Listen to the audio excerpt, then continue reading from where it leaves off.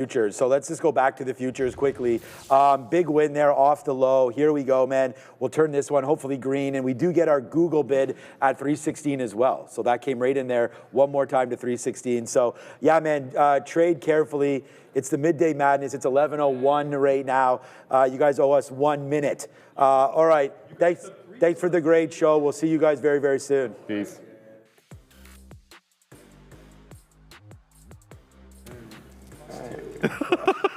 Boom! Greetings and salutations, beautiful people. Welcome to the Midday Show. This is your boy, Joey Options, and I'm Sharif. And oh, blood is in the streets. It's all over my monitors. There's red everywhere. Good morning, guys. Let's say hello to everybody. Thank you, Katina, man. He's passing me a napkin to clean up the blood. Shout out to Jesse. We got Jacques. We got Emiliam. All right, it's moving too fast. Mr. Leahy, Brinklon. We got Wendy's Tendies. I love that one. I do like the Tendies. Zamora, Boomstick. Not broomstick, Joey. Boomstick. New RTR player. Shout out to Omar Cook something. Brendan, I should say. John Tantrum, shout out to Nerd Affiliated. Roger, we got Jack of Art. We got RJ Trades and Mike P.D. Ryder. We got Greg Moore. Who else, man? If you're new, throw your name in the chat. Craig, RJ NKO. The jumpiest monkey. Grandmother's Garden, Sit and Spin. We got James Cook. Shout out to Amori Moret. All right, sorry, I'm butchering some of these. Robert Lewis, we got Andrew Chow. Shout out to Paul Goodson and Eclectic Passions. Cheers, love, Eddie the Dealer. We got Garrett Morris Drummer. Shout out to my man there. Who else? Let's see, let's go down a little bit here. FX options. We got Stone Broke since yesterday. I think I read that one out yesterday, and it made me laugh. PC Hoon joining us as well. Joseph options? Yeah. Did you clean up the blood on your side of the street there? Yeah, or like, not much blood to clean up here, man. We're locked and ready to rock and roll. Someone in the other chat was like, hey, you got to check in. Is Joey Options okay? I'm fine, man. Bro. Yeah. He's obviously being sarcastic. What's up, Joey Smooth? Why not? I hope everyone's having a fantastic one. Yeah, a lot of bleeding here going on today, and I think it's going to continue for a little bit longer, man. A couple more months of this. For every action, there's an equal and opposite reaction. Get ready to this. I appreciate that, Jack of Art. All right, guys, let's get right into what we are trading. Frank Trades, thank you. And that is going to be silver. Damn, this thing's, I didn't even look at that for quite some time. Down 14%. Bleeding. Is SLV. Oh, man, what would you rather be in at the top on Bitcoin or at the top on silver? I don't know, some tough stuff there, guys. All right, but long from 6.7 all the way up to 70s 007. Shout out to James Bond. So a nice little move for us, guys. No, in all seriousness, let's get right into the nitty gritty here and see why. I said that first thing this morning. I'm like, hey, just be careful, because we were trading drastically below the volume weighted average price, and my game plan this morning was to just take a move back to VWAP if I found any signals, and then maybe a little bit north, and we are fortunate enough to take advantage of that. Right now, I have no read on this market right now. I don't know if we're going to take an additional leg lower or we're going to climb a little bit higher, so time to be patient and sit on our hands. But as for the 1 minute time frame, guys, I seen this right out of the gate. I'm like, this is my bottoming signal, and I knew I was good to go at that point. Let's actually unlock this, save changes, and then get right back into it, and then we'll go over some of the other names that we were looking at here today.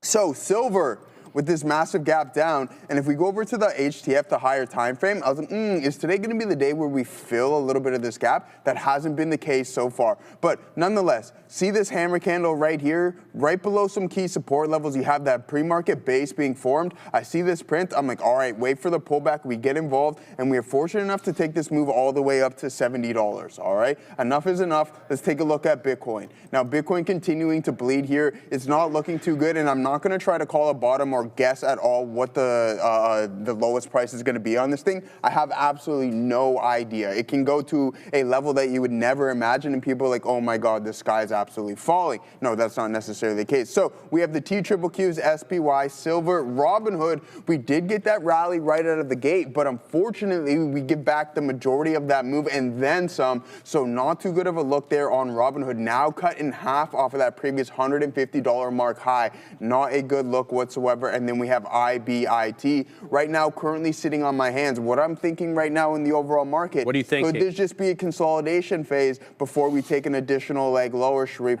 I don't know, but time will tell, and I'm going to be ready to take advantage of it. All right, man. Look, guys, I hate to keep repeating kind of the same phrase, but the pickings are slim, man. In the world of small cap gappers, there isn't much.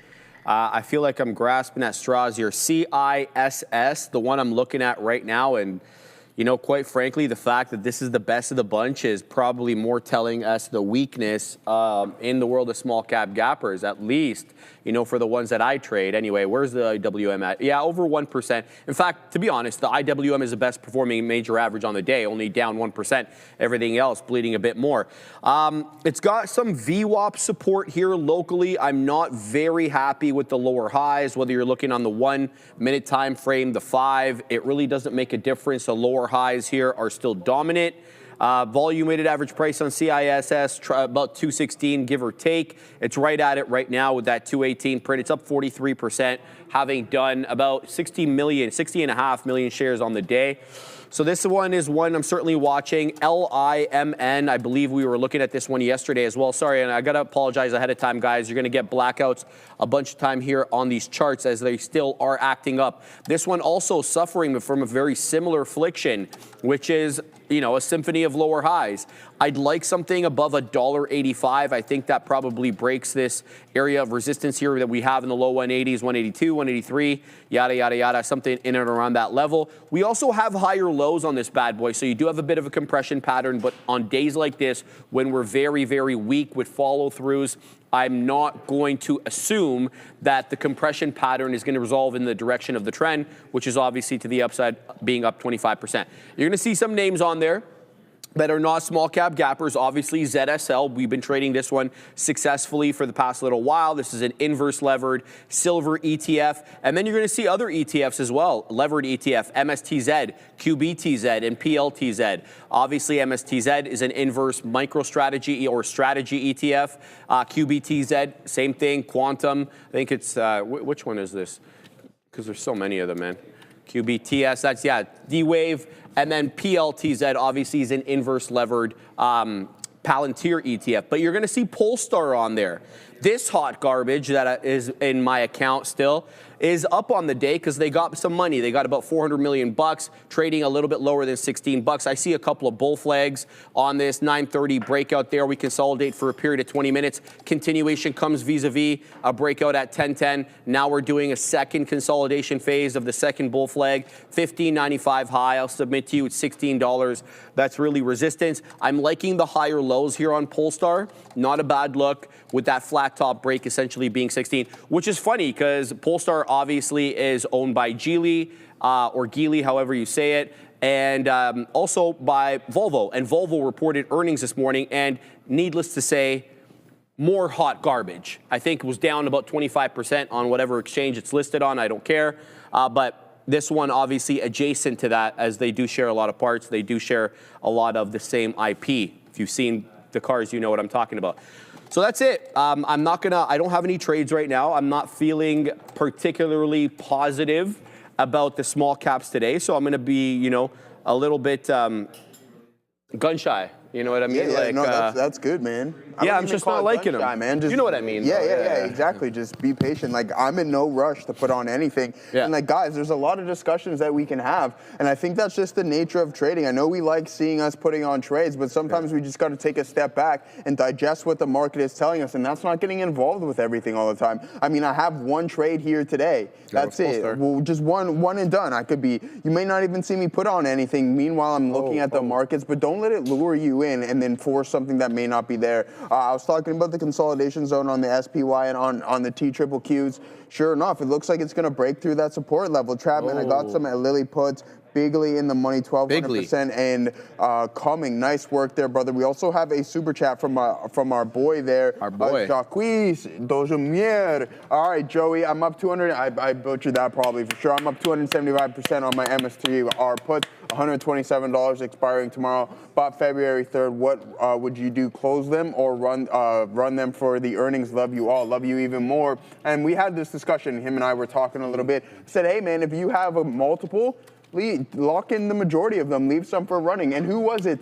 Oh man, it wasn't Bubin. It was my boy. He's like, Joe, man, what happened? I had these silver calls. I would have been up 40K, but then sure enough, literally hours later, silver tanks 30%. Tanks and 30%. And I'm like, hey man, listen, at least you lock some in. It'll come to me here momentarily, but Jacques, if you had, say, multiple contracts, like 4 or something along those lines, I would look to lock in 2 or 3 of those. And then if you really want to leave some for a runner and are willing to lose what you have from an unrealized standpoint, then by all means, leave that in that perspective. But also, like, this is me personally, this is how I feel about it. I don't know what Michael Saylor out of the earnings report can say, which is positive right now. He's out of the money on it. Can't wait for that earnings report. He's like, I'm buying more. I don't know what he can say. I'm going to be honest with you. I never really understood, I never understood his strategy. And by all means, I'm just a dude sitting at a desk. But I just never understood why, he would raise the money and then he would be grabbing at these random prices. I didn't really understand that. And it's like, hey, man, if you go back into the history of Bitcoin, you have these dramatic pullbacks, right? Like the market is dramatic. You go on these obscene runs, and then sure enough, you get that equal and opposite reaction where things get really crazy, and everybody's like, oh my God. So I didn't understand him when he's grabbing 3,000 there, 5,000 there, blah, blah, blah. It's like, dude, why don't you be a little bit more patient? And I don't know why I'm talking book or telling him what to do. He obviously has substantially more money than I just didn't understand it. It didn't make sense to me. Nonetheless, be patient. If you have those riders, let it run. I don't think there's anything really positive he can say. We got one trade that's on SLV from 6.7 all the way up to 70.32. And by all means, risk profile was really tight, guys. I was risking about 40 cents there, and I didn't take any off until $1.60 in the money. All right, so we were trading this one relatively good. We pop off 30% right there, a little bit more, a little bit more, and then eventually we get stopped out. This is Danny Boy, and then we get stopped out 5% of our remaining position. $10 super chat. They're coming in. Man, they're coming in fast and furious, Joey. Saylor will be like the Serve Pro guy in the earnings call today and pretend like this has never happened. I don't know. Exactly. Yeah. He'd be like, oh, you know what? Yeah. Well, you know what? Brendo and I were looking at the data today, and when you were gone, Obi brought a really good point. He's like, Bitcoin routinely retraces 70 to 80%. Absolutely. So we did the math. We went to 2013, 70, or that was 80%. We did the 2018, 70 and change percent. And then we did 2021, 70 and change percent. There you go. So there you go. You can start marking around that 65 to 70% pullback in Bitcoin. There it is. You're gonna have to live through it. Another $10 super chat from Medical Marinera. My father found some old Teledyne stock certificates from 1967. The company had a few stock splits since then, and then had a merger in the 90s. Any advice about old stock certificates? Well, unfortunately, I wasn't born in 67. I wasn't for a while, and then merger in the 90s, so I still wasn't even born yet at that time. So there's not much I can really say about that, Treat. Yeah, I wasn't born in the 60s either, despite, the fact that I'm old. But yeah, I wasn't around then. Yeah, we weren't around then. I wasn't around then, Joey. All right, I've weaseled into ZSL. It's showing good trend over here, higher lows. Didn't quite breach 80. It did, breach 80, but there were a couple of bottoming tail candles into that 80 penny area, which showed me some buying. So let's see if this one wants to trend back up. ZSL, the one I'm in at 83, showing me 84, is looking at taking some prints into the high. But that hot garbage, Polestar into the high of the day, 1635. This hot garbage is up 26 1/3, and I can call it hot garbage because I've been holding it in my personal account for many years. Okay, I think going almost 2 years now, or a year and change. But yeah, good bull flag continuation. So we get a couple of bull flags here. The initial one there right at 9:30. The second one breaking out at around 10 o'clock. And there's your flat top break through 15 4/5 into 16 1/3. So not a bad look there. The OG Bovin telling me, Sharif, I like CSS at around 210. I was like, Bovin, you know what? I like it as well. Otherwise, it wouldn't be up on the side chart. But the fact of the matter is, I'm not pleased with this downtrend, and this downtrend is going to have to break before I get in. Otherwise, I'm just not interested, right? This is showing me clearly here that the sellers are in control. Why would I take it long if the sellers are in control? So that's what I'm looking at. But hey, you're getting great breakouts right now on all three, I should say. MSTZ, QBTZ, PLTZ, they all got into the highs. feels so awkward for me to say Z, man. Z. Yeah, PLTZ now. I got to say Z. But anyway, 2641 on MSTZ, QBTZ, and PLTZ as well, all into the highs. They just got into the highs right now, so we'll keep an eye out on that. Somebody in the chat nicely was able to point out another small cap gapper. This one is south of a dollar. In fact, south of half a dollar. But it is up 68% on the day, and it's showing good technicals. Very good respect here for the 10 EMA on the 5. Of course, I'm talking about XTKG. Seems to be finding some support at 44 pennies. However, the downtrend still unbroken over here, so we'll wait until that downtrend gets broken. Otherwise, guys, the pickings are slim, man. I hate to keep saying it, but I'm not going to jump into this one as well. LIMN, I'm looking for a 185 clearance, and that gets me into the trade. Otherwise, I'm going to be trying to get into these inverse ETFs here off the 10 EMA. As you can see, without exception, they all have been quite respectful of that 10 EMA on the 5. So if it holds up at that level, you know, save and except for that one candle at 1050 that breached it by a little bit, and I probably would have had my stop a little bit lower, I'm going to get into one of these, man. I mean, if there's really nothing to trade, in the world of small cap gappers, we'll get into these bad boys. You know, I'll be routinely looking at my scanner above, and as I always ask for you guys to kind of help me out, be my other set of eyes, if there are any small cap gappers that are really doing volume, ideally above $1, breaking out above the volume weighted average price, above the pre-market high, I'd love to know about them. Commodity King is telling me RCAT. Let's check about the Ramin Cat. No, it's below volume weighted average price, brother, and it's down 11 2/3% on the day. So that right away makes it untradeable for me. Just everything is wrong there. We're negative on the day, below the pre-market high, below VWAP. So I can't do that one. But what we can do is take a look at, which one do I want to get into here, Joey? PLTZ, there's QBTZ, MSTZ as well. I'm going to go MSTZ. Let's look at MSTZ. And this is on the Amex, I'm assuming. Yes, it is. What's the spread? 1 penny. Not bad, not bad. There it is into the 10 EMA on the 5, south of that $26 area. Let's give this one the old college try. We get in at 92s. It's already bleeding here into the high 80s. So what's the plan on this one? Well, I'm looking for a general. Let's go 75 penny hold, right? So we'll go 75 penny holds. It loses that. It loses the 10. I'll set up again if it's warranted. But for now, we're going to just kind of steer clear of the dip trades. And there it goes into the high side already. We're already taking prints. Let's go ahead and set up north of 26, and then we're going to go into the teens as well. What's the plan if this reverses? Well, again, south of 75 pennies, I'm Gonzino on this one, but it's also having trouble here with 26. Right above 26, it goes into 5s, looking for continuation now on this bad boy. Where am I set up? I think I'm set up at 7s, by the way. I'm set up in the teens, Joseph Options. So let's go ahead and with the beak in the mid-single digits over here so that we can get something. QBTZ as well, coming into an important area of support. I'm talking about the 10 EMA on the 5. This one's on the NQ, whereas MSTZ is on the Amex. Just lost $16. QBTZ into the 10 EMA, though. We're going to give this one a try, and we're going to do the same thing. 75 pennies, we're out. Oh, this one is blocked in our system. Yes, this one is blocked. All right, well, whatever. It's blocked, it's blocked. TT Mass saying TEAD. Let me take a quick look. I'm just waiting for the chart to load, brother. So while we wait for that, we'll just go back to this one over here. Are we going to get stopped out of ZSL? We're close. So ZSL looks like it's headed back down to the volume weighted average price. That's fine. I'm in the appropriate amount of shares over here. So I'm going to cancel my stop on this, and we're going to look to get a little bit more over here. What do we have? 83s? Okay. All right, we're going to take that. Man, I was watching Sebastian how do you say his name? Maniscalco or Maniscalco. He's freaking hilarious. Some of the noises he makes when he's like trying to acquiesce to his wife's like demands, like, okay, honey. I watched the Mike Epps comedy the other day. You did, eh? Yeah. That guy, you were saying, yeah. Yeah, he's hilarious. I think some of his stuff. We were talking about Friday. Same sense of humor, right? Like you get that dry humor. I was gonna say that TLP. I love that Svelte ring. My kids grew up there, played there, and hoping to get back between the pipes after my knee physio. Going rent out small rink and rehab. Looks like late March for you. Hey, man, congratulations. I'm like, hey, how do you know about that arena? Because no one knows.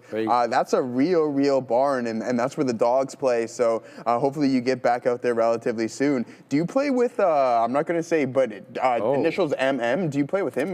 Maybe I would recognize you or something along those lines. Who knows? Super chat, what do we got here, Assassino? I think we went through all of them there, brother, didn't we? Oh, no, Papacito. Time to go long on RKLZ. Easy money, good luck. Okay, so saying that's the inverse there for Rocket Lab. So he's saying going long Rocket or going short Rocket Lab is the play, says Papacito. Good luck there, and good luck there, TLPO. Aside from this, guys, we're going to clear up some of our chart here. I do understand that we have some wicks. We're going to try to eliminate those as much as we possibly can and try to get involved a little bit more here in the overall market, as we are starting to form a base. And the leg that I was talking about, the market potentially taking, doesn't seem to be the case. Nice VPA signal right there on the 5-minute time frame on SLV, and then that base at 47.11 on the TQQQs. Do you want to be buying the top end of this range? I don't think so. So if it does come back in, you get that chopping price action, then sure enough, what I would look to do is post up at the lower end of the range. That way you can increase your risk to reward, and you don't need such a vast range in order to know when you are going to be wrong. Okay, so that's what I'm going to be looking for on the TQQQs. Silver's on its way up. I said potential gap fill here, or even entering the gap that would put up around $67 to $80. I think that can totally happen here today. Still lots of time, but more or less of a slow grind. Gorv and I were talking about, hey, the momentum really needs to cool down, and then we're going to be able to find some quality opportunities, in my opinion. Am I going to be going long Bitcoin? Probably not. Not at this point right here at 37.88. It's been quite some time since I've been trading this from an intraday perspective, guys. You've seen that. Yeah, love the patience, says Spyro. That's what it's all about right now. And then Stock Edge says, look at the rate hike estimate for the U.S. on poly market. The JOLTS reported at 25 basis points cut, surging currently. All right, I haven't looked at poly market in quite some time, but let's pull up. Let's do a little bit more data editing here so we can keep those wicks out of our way and get cleaner reads. But aside from that, guys, it's more or less, hey, how are you doing? How's your trading session going? Let's get everybody involved here in the chat. It's going to be simple. It's going to be red or green. You know how we do it. Put your red or greens in the chat. Let's see what I can get up here to see how this session is going thus far for everyone. A little red, that's great. MF Dangerous says, you've seen us put that green. Either or, you can put a symbol or whatever you would like, but everybody, let's get involved. Let's kind of just continuously go back and forth and see how everybody's feeling about this market right now. Sharif's active. I'm not so active right now, and I'm okay with that. Yeah, I'm getting stopped out of silver. It broke VWAP. Let's see if this one has just wicked below VWAP or what its situation is, because it did it before, but I don't want to have to guess. I'd just rather get out, and then if it reclaims the volume with average price, I'll get in. This is what I'm talking about right there. Right around 10 o'clock, there was a whole bunch of bottoming tail candles that breached VWAP, whatever, found support, what looks to be the 50 exponential. If it retraces above VWAP and shows me that green candle to make a new high, I'll get right back into ZSL, but I don't want to keep DCAing in case, you know, it turns. And then I'm just caught holding the bag. So 0 for 1 to start the day. We're keeping an eye here on MSTZ. I'm trying to build a position into the $0.50 on this one. Got 81s, it's showing me 74, so I'm a little out of the money, but I'm building my position slowly on this. So let's see what MSTZ has to offer. It's got 26.41. It's kind of a double top. I don't want to say double top because it's putting in higher lows, so it's not exactly, you know, a definable neckline that we can break through at the moment. So let's see if we can work up back into some areas. Let me just throw in some orders now that I've, I didn't mean to add there, but yeah, that's fine. It's a small add. Let's go ahead and take some out at 85, and then we'll throw some in as well into the high 80s. There it goes right back into 80. Bottoming tail candle forming on the 5 now on MSTZ. Let's see if this one's got the juice to get back into 26-ish. There it goes. 82s, 83s, showing up 84s. Not bad, not bad. Looking for continuation. We're in the money now, but, you know, we're not printing or anything like that, so we'll keep apps on that. LIMN as well. Oops, my bad. LIMN, here we go. This is right back into the range, guys. This is that 182, 183 range, that flat top area that we've been basically rejecting since 10:35 this morning. We're right back there. So this is almost now an hour of consolidation, a little above VWAP, a little bit below. It feels like VWAP here on LIMN is a line of best fit as opposed to any area of support or resistance. And quite frankly, it kind of did that basically since, I want to say, 9:55. All right, so the deal is, we get above that 185 area, then we break structure on LIMN. It's already feeling like it could be a flat top break vis-a-vis these higher lows. All the while, we're keeping that same area top. So it could be. It could be. We're going to keep an eye out on that one. Now, one way you could play this is to put a breakout trade, right? You put your beak wetter, right, 184, 185, whatever, and then take the breakout long. Otherwise, just wait until there's a decided clearance of that level. Going back now to MSTZ, because going against me again, here we go right back into that $0.5. This is the area where I want to build a position, Joey. So I'm going to send it to you so I can throw out some stops. Absolutely, absolutely. What's this guy's name here? Something drop the dump, whatever, the pump. Yeah, man. Hey, I told you I already have my one trade here today. So until I see something with a higher quality setup, this is my trade earlier in the morning. Let's get these crosshairs up here. Let's pull it. There we are. So we were in at around 934, and we get our last little bit out around 923, but we get that move all the way from 67 all the way to 70. And I'm going to wait for some higher quality opportunities. I think if this market's going to go long, I don't want to force anything and get in at the wrong place. Risk to reward is extremely important, right? So I'm not going to rush into anything, and I'm okay with that. Sometimes you don't need to put on multiple trades. Have you ever heard of the situation one and done? I'm not saying that's necessarily going to be my case today, and one good trade, right? So that's all you really need at the end of the day. Down 13.5% is SLV. Robinhood right at the volume weighted average price, and then we also have the TQs hovering around that neck of the woods as well too, guys. Bitcoin starting to creep a little bit higher up to 38.51, so we'll keep an eye out on that. Let's head over to our scanner. We're going to take a look at the top performing sectors here momentarily, even though there probably isn't many that are performing relatively well. Matter of fact, let's do that right now and get it out of the way and see what we got going on. Shreve, you know what time it is, brother. Yeah, sector watch. Oh, it is. Yeah, there you go. The top performer is the staples, and we're only down 0.1%. Let's hit this. There we go. Yeah, at least there's the flight to safety still a little bit red, but you're not going to cry home or write home about that whatsoever. Consumer staples down 0.1%. Healthcare down a third there. Utilities 0.38%. And then the bottom three, we have the consumer discretionary down 2%, energy down 2.2%, and materials down 2.4%. Where's the tech sector? A little bit in the middle of the pack, a little south of that, down 1%, so not too bad. But let's head over to the week and see how the major averages have been performing. Dow been the best in class so far, but you're still slightly negative. The Q's down 5.5%, man. SPY down 2.5%, and then the IWM down 2% as well too. Sharif, we're going to head over to the calendar, and later on in the session, we are going to look at some of the expected moves, but it's going to be an interesting one. Amazon reporting after the bell, IREN reporting, Strategy, MicroStrategy, Roblox, Reddit, Bloom Energy, BE Sharif. Oh, baby. There's a lot going on after the bell, and I'm going to be looking forward to trading that. Oh, this is what, so people wanted to ask me. I said, hey, what I usually typically do during earnings season is I just head home a little bit early and I trade the reports, but it's not that complicated of a system. So for everyone who's familiar with the 5-minute orb strategy, whether it be at the open or on earnings reports, so essentially what I do is, and what I will do is tomorrow I'll bring in some examples because I have them all on my desktop at home, but you wait for that 5-minute print. If it closed bearish, then you wait for that 5-minute print, and then you play the break of the low. And the same thing for the long. You wait for that volatility to cool off after 5 minutes,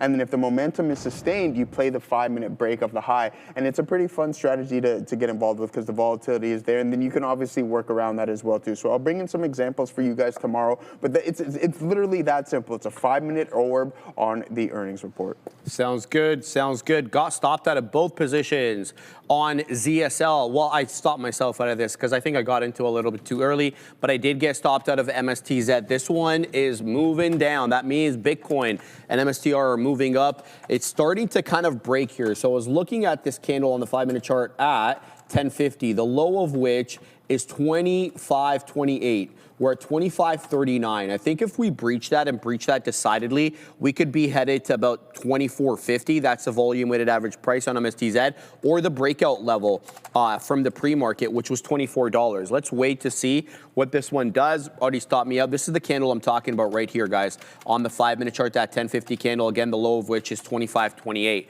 We're showing 46 now. Let's see if we retrace back above that $0.5. What else we got over here? Didn't Saylor say he's going to buy a zillion BTC at 66? We'll have to hear what he says on the call today, man. It's going to be quite interesting to hear this, especially because, you know, the call is at such a critical time when everything is breaking down. Let's find out what the situation is with that. Let's bring in the chameleon over here, Joey Options. Let's go earnings, and then we're going to go calendar. Let's go after market. Where is he at there? Strategy, Bloom Energy. What time is their call? 5 o'clock. Okay, got to record that. Amazon's call's also at 5 o'clock. Where's Strategy at? Are they reporting earnings after the bell today? Hey, Strategy? Yeah, after the bell, yeah. Oh, there they are. Yeah. Okay, their earnings calls at 5 o'clock as well. So all those bad boys are at 5 o'clock. Yeah, that's going to be an interesting take. Now, expected move. Plus or minus 10.2%. Something tells me it's going to be minus 10.2. Last time it was up 6%. So that's something to look out there for. So we got Amazon, Fortinet as well with their earnings call at 4:30. Roblox, their call is going to be at 4:30 as well. Bloom Energy, as I mentioned already, 5. Reddit, 4:30. What else? Affirm, 5 o'clock. Wow, we have a lot of interesting earning reports today after the bell. Anything else up here? It's a good report, man. It's a good day for reporting. It's a good day. Yeah, there's a whole bunch happening today. All right, guys, we're going to send you to the big desk with Adair for crypto. Yeah, MSTR earnings should certainly be interesting. As Sean and Neil were saying earlier today, this doesn't usually move too much on its report, though again, that expected move does imply there's going to be some type of move, very likely, possibly a drop, as we do have weakness in Bitcoin. Let's talk about BTC here. Bitcoin low here intraday of 66,500 right now, bouncing up to 68,000. I'm going to go to the daily chart, and it's interesting too, the extent to which Bitcoin has dropped. We even had Cynthia Lummis, who is, of course, a pro-crypto senator. She was speaking here at the Scott Bessent hearing, which I'm going to get more into with regards to crypto in a second. But she said, oh, Bitcoin at 75,000 today. She was roughly 9,000 off. And I think that shows the extent of the drop that we've had here in BTC. In terms of technical support, we might be coming into some of it here around that 66,000 level, already pushing past that previous high that we made back in March of 2024, that 73K, that's long gone. So some technical levels to watch out for. Now, back to that hearing here with Scott Bessent, which is still happening. Yesterday, he was in front of the House committee. Now he's in front of the Senate committee, and he's being asked about crypto. Cynthia Lummis, the aforementioned pro-crypto senator, asking about if he believes, or if Scott Bessent believes rather, that there is some kind of crypto move happening out in China if they're trying to, I guess, compete with the U.S. in crypto or trying to get a leg up in crypto within China. Scott Bessent said that he didn't have any proof of that, but he does think that it could potentially be what is happening. He's also talking about how important it is to get the Clarity Act on crypto passed. And it's interesting, too, there were some comments made, and I forget who exactly it was by, either Scott Bessent or one of the senators, but the idea that people who don't want any kind of crypto legislation in the industry are kind of acting or speaking out of line. Now, we know one person who's been kind of clear about making sure the right legislation gets passed is Coinbase CEO Brian Armstrong. So interesting stuff here. If I get anything else here on crypto, I'll keep you posted. But interesting note as we send you back over to Joe and Sharif. Good stuff, man. Good stuff. Sir. Yeah, I mean, short the pump, long the dump. Trust me, don't sweat it, brother, whatsoever. Yeah, guys, let's take a look at some other things. I was telling Gaurav in the chat a little bit of I mean, we're not going to correlate anything with the volume right now. Just some inverted hammer candles right above the volume weighted average price. If you look to get involved, then you have your risk profile defined. Even though this name is down 50%, I still find it so hard to short it because I do hold somewhat of a bias, even though I should try to eliminate that. But there it goes. You're starting to head a little bit lower there.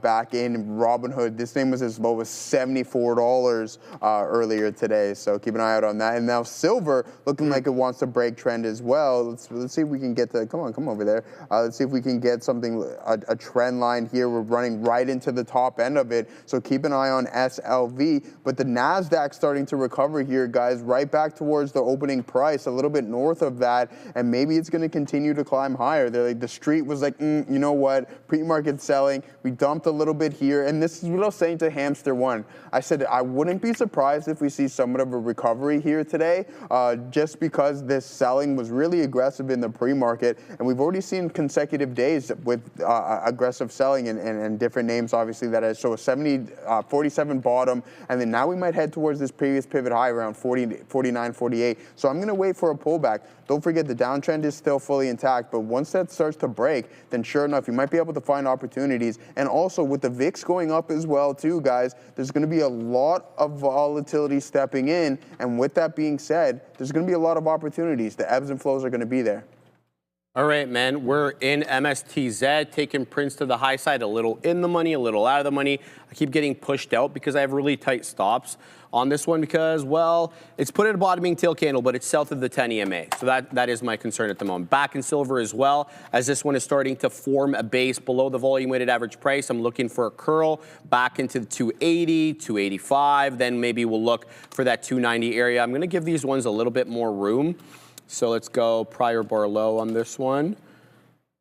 It's a little bit too south for me. Okay, let's go there. All right, perfect. And how many shares? Okay, perfect. There we go. Now we're good, locked in. I'm seeing LIMN as well move back into the high side. Geez Louise, talk about bamboozlement. This one popped up, dropped all the way back down to 65. Now it's right all the way back up. There's a whole bunch of bamboozlement today, so that's kind of the situation there. I'm seeing Polestar as well continue to trend up, but the volume on this one is really bad. Where's my Polestar? There it is. Volume on this is bad. Like it's not even had 500,000 shares so far, about 490,000. So super slow for Polestar today, but it is breaking out. It's just got to the day high, 1669. It's just I can't trade it based upon the spread. So keeping an eye on that. Looking for continuation on both, Joey. All right, good stuff, man. Where's my boy Mike Peter Ryder? APLT getting some nice volume. Yeah, let's pull that up. I want to ask Mike Peter Ryder, do you like Alice in Chains? The Rooster is my track right now, for those who listen to Alice in Chains. Now let's look at Applied Digital, my dog. All right, continuing to climb a little bit higher.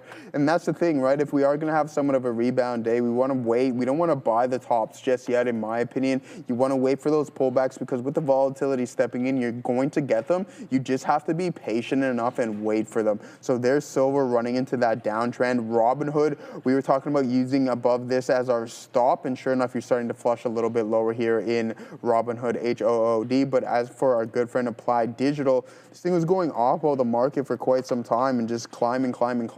You're now starting to come in a little bit, down 30-something%, close to at those lows, 32% off of that previous pivot high. You do break through that $39 level, head into 42s, and then now you're starting to come back in a little bit. But once again, you've been on some monstrous runs. And this is what I'm talking about, man. It's all fun and games, right? Until someone gets hurt, like I was mentioning the other day. April, like Robinhood, SoFi, the Palantirs, 386%. Well, guess what? The market is going to be like, hey, well, guess how's this 50% pullback feel? Not so good now, does it? It's not going to allow you to have that much fun without kind of having any form of repercussions, and that's just the nature of this beast. I know Neil was talking to somebody in the chat today, and he's like, I've been trading for 40 years. Congratulations to you. That's absolutely insane. 40 years. I wonder what your salad looks like after that point. But no, he's like, hey, man, this is just the nature of the beast, and you get those ebbs and flows, and you have to be able to live with it. And I think that's what makes kind of separates the people who can last. It's just like, yeah, I get it. All of our accounts. I don't think there's an individual. I'll speak for myself. Anyways, I know Katina, man, but there's a lot of people feeling that pain. But what we can recognize is that, hey, things get bad, but look what happens after an extended period of time. Eventually, if you have quality companies in your portfolio, they're going to climb back to even those previous pivot highs and then even establish new all-time highs. That's just how the system is made. And speaking from personal experience, I hit the panic button too just during the tariff tantrum. I made some mistakes, right? Like I got out of Google, I got out of Tesla, I rotated into some names that now aren't performing so well. But this time I'm like, hey, I've got to learn from my previous lesson to see, I believe I'm in quality names, I believe in what I've bought. Let's see if they get back to those levels before. Yes, sir. Yes, sir. And that was the best time to add. I mean, and yeah.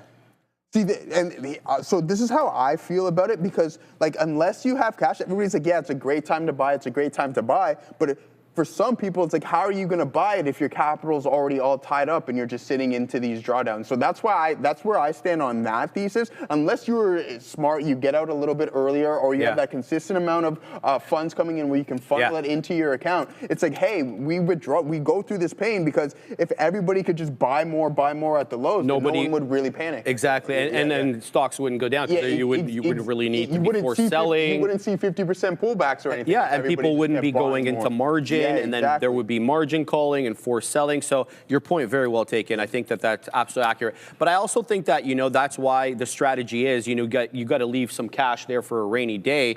And I don't really mean a rainy day. I actually mean, what could be the best trade that you put on. 20%, 20% pullback, 25% pullback. I completely agree with you. It's super rainy in the moment. You hate everything. Your accounts get red. But when you look at it after the fact, I mean, is it that rainy?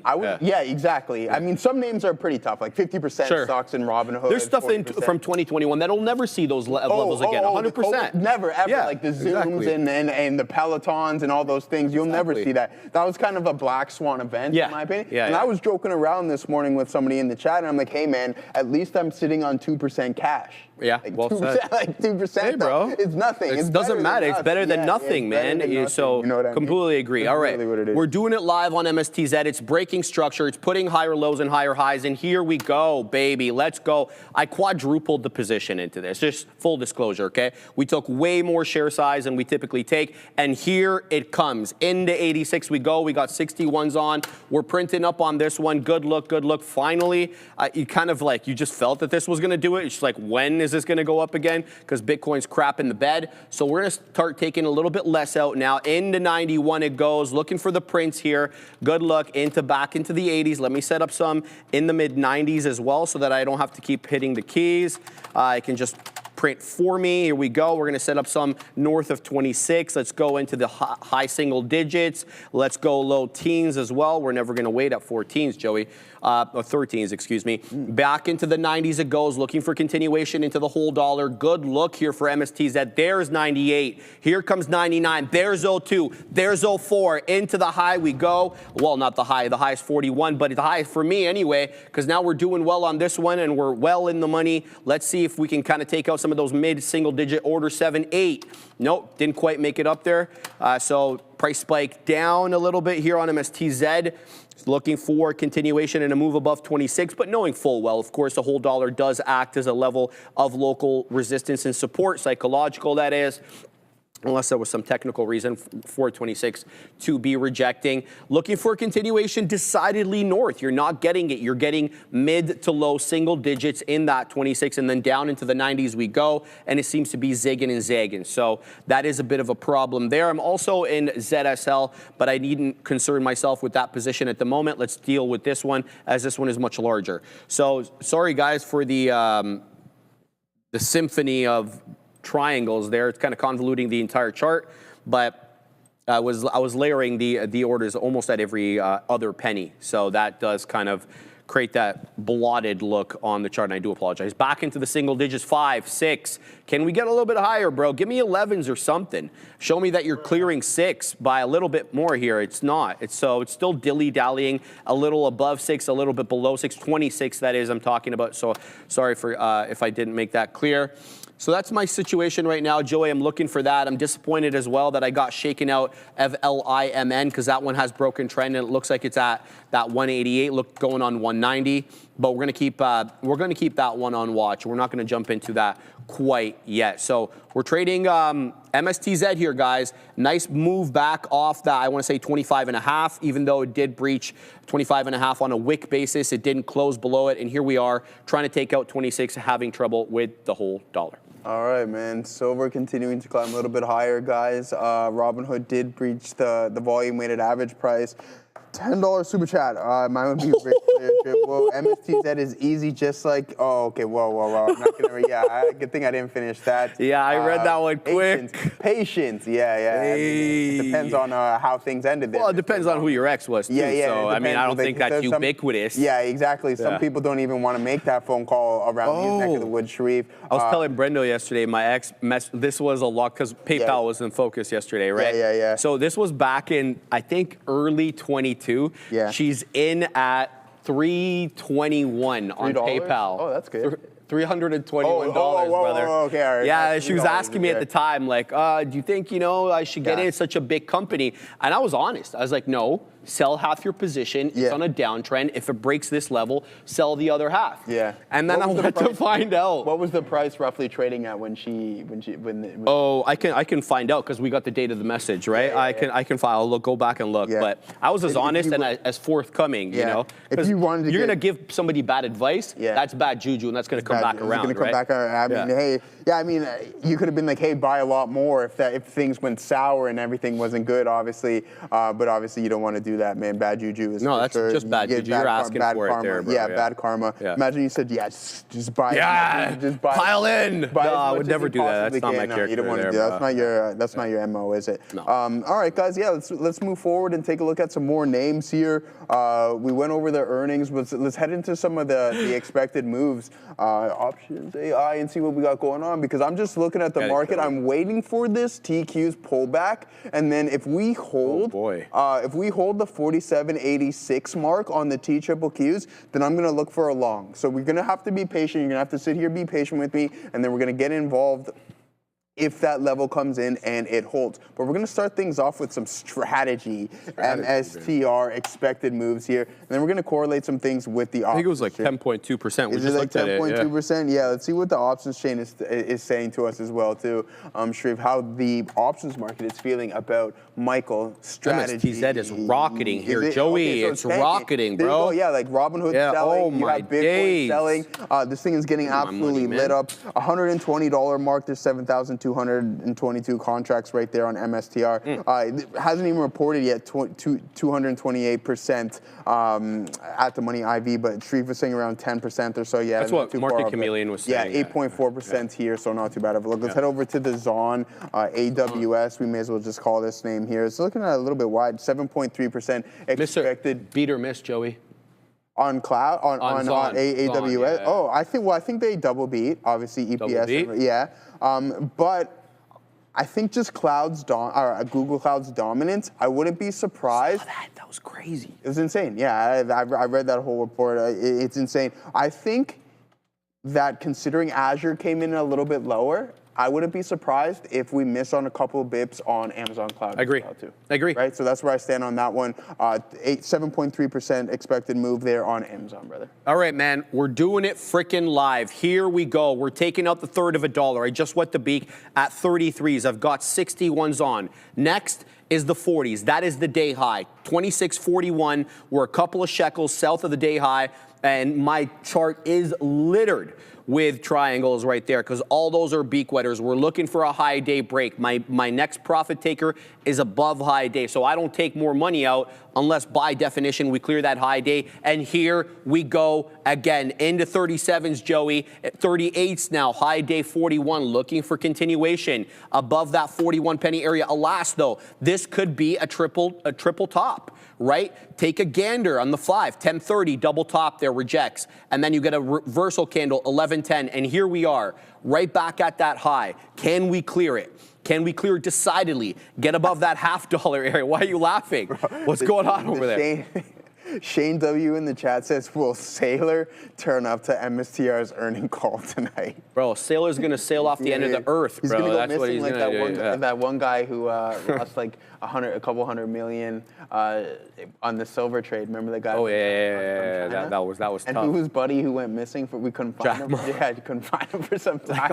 we got pegged the other day for being anti-Chinese. Absolutely not. Bro, just a fei chang piao lang, bro. Into the high we go again, man. Who did I show who was my new celebrity crush?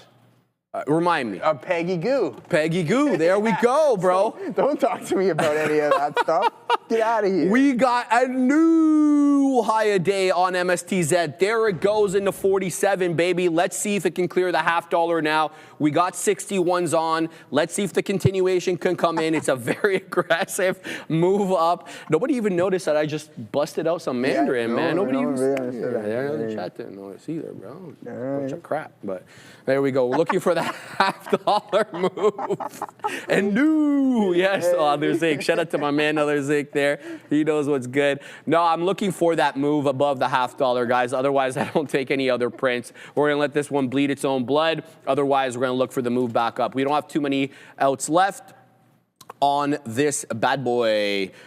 What's going on, Drax21 Trading? I'm chilling, man. It's hey, Rex Banner, you saw that, huh? Fei Chung Piao Liang.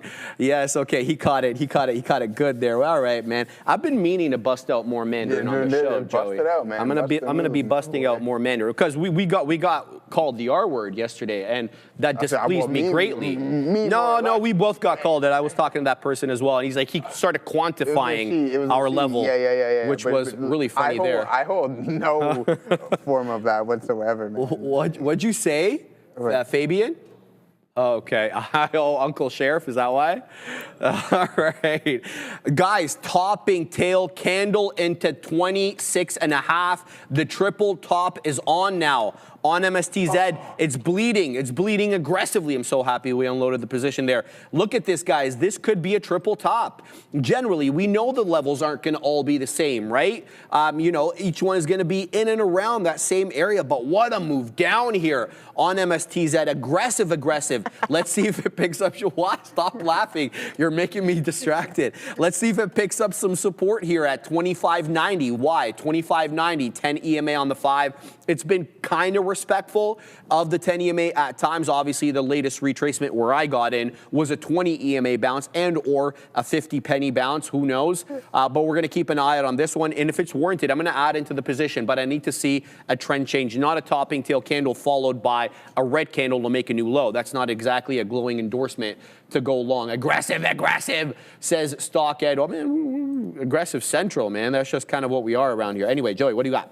Nothing. Dark Trader Joe, I heard you talk about iron condors. Did you hear about the condor captain followers lost 50 million following him? A trader had to set up a GoFundMe after losing everything. Yeah, man, that's a tough go. That's why you don't copy trade at the end of the day. You got to come up with your own strategies. But yeah, that's unfortunate. With the breakdown, oh, what a rebound here in Robinhood, though, Sharif. Bounce off the hood? Yeah. Joey, how much is it down off the highs, bro? Oh, 50%, this is yeah. $75 would be 50%. Hold on, it's up on the day, though, no? No. Okay, that's not daily chart there. That's intraday? Yeah. Maybe a little bit here now. But, yeah, I mean, a $150 high, we're trading around $75 right now. That's a 50% haircut right there. It's not a zero, is it now? For those who understand what I'm saying. But yeah, there goes the TQs bouncing right off of the volume weighted average price, guys. Bitcoin starting to rebound back into VWAP as well too. Silver still has broken that trend. A pullback down to the volume weighted average price would be ideal, but it might be an all day. It might be just a little bit of a grind here today. So we'll keep an eyes out on that. Oh man, I feel a little bit of FOMO. I should have been paying a little bit more attention, not laughing at what you guys are saying in the chat because you guys are hilarious. 48.20 would be ideal for me to get in right off of that VWAP bounce. We didn't even get back to that 47.95 mark or 85 mark that I was looking for us to hold. So there it goes, all the way to the top. Someone's saying Bloom Energy. Yeah, let's take a look at it. Is it bleeding? We're about to find out here now. It's down 4.7. Yeah, it took a hit here, but it's like a nice little stair-step pattern being formed right now. Get the consolidation, then the leg up. Maybe this is going to be additional move when you break through that previous pivot. And then obviously the next target, whether you get it or not, is going to be the HOD. But yeah, Robinhood climbing now up to $77. Bitcoin at VWAP, waiting for that pullback in the TQs if we're fortunate enough to get an additional one, and then maybe we go long this market here, guys. Sounds good, Joseph Options. I'm looking at weaseling back in to LIMN. Here's my move. I'm going to get in small share size because this one clearly has a propensity to zig and zag.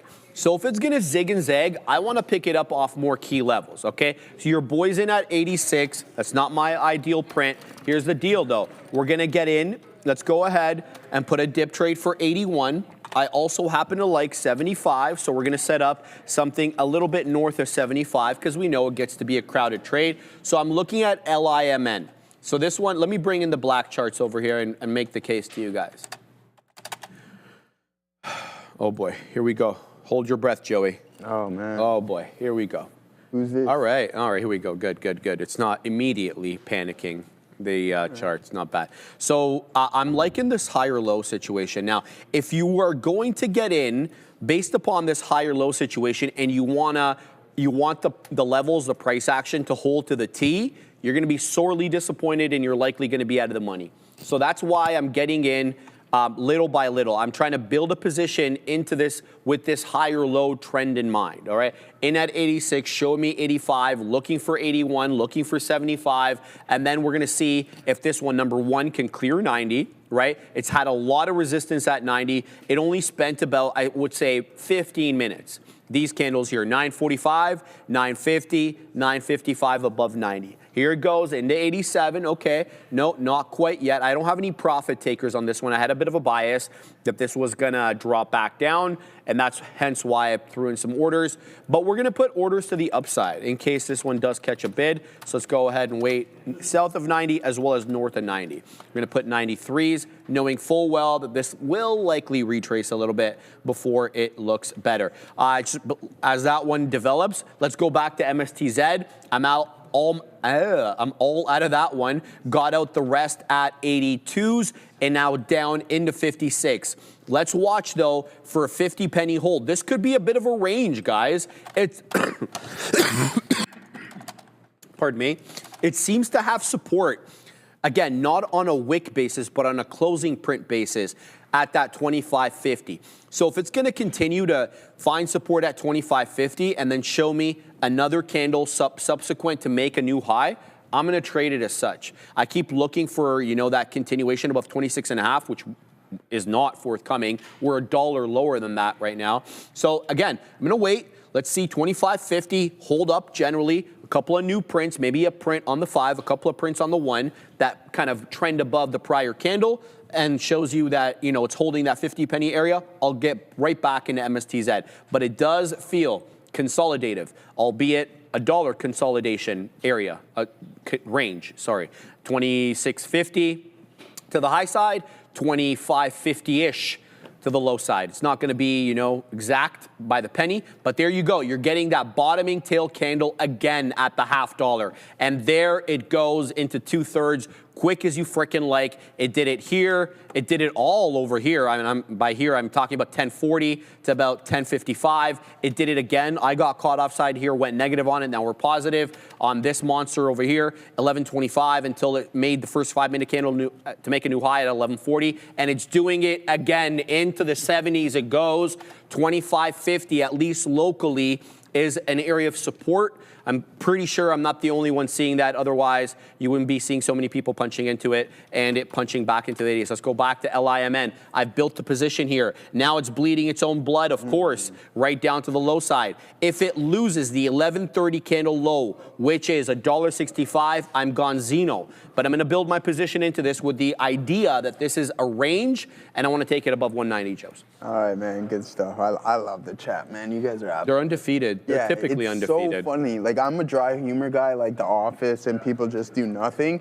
And and that one guy who said Loser TV Live, I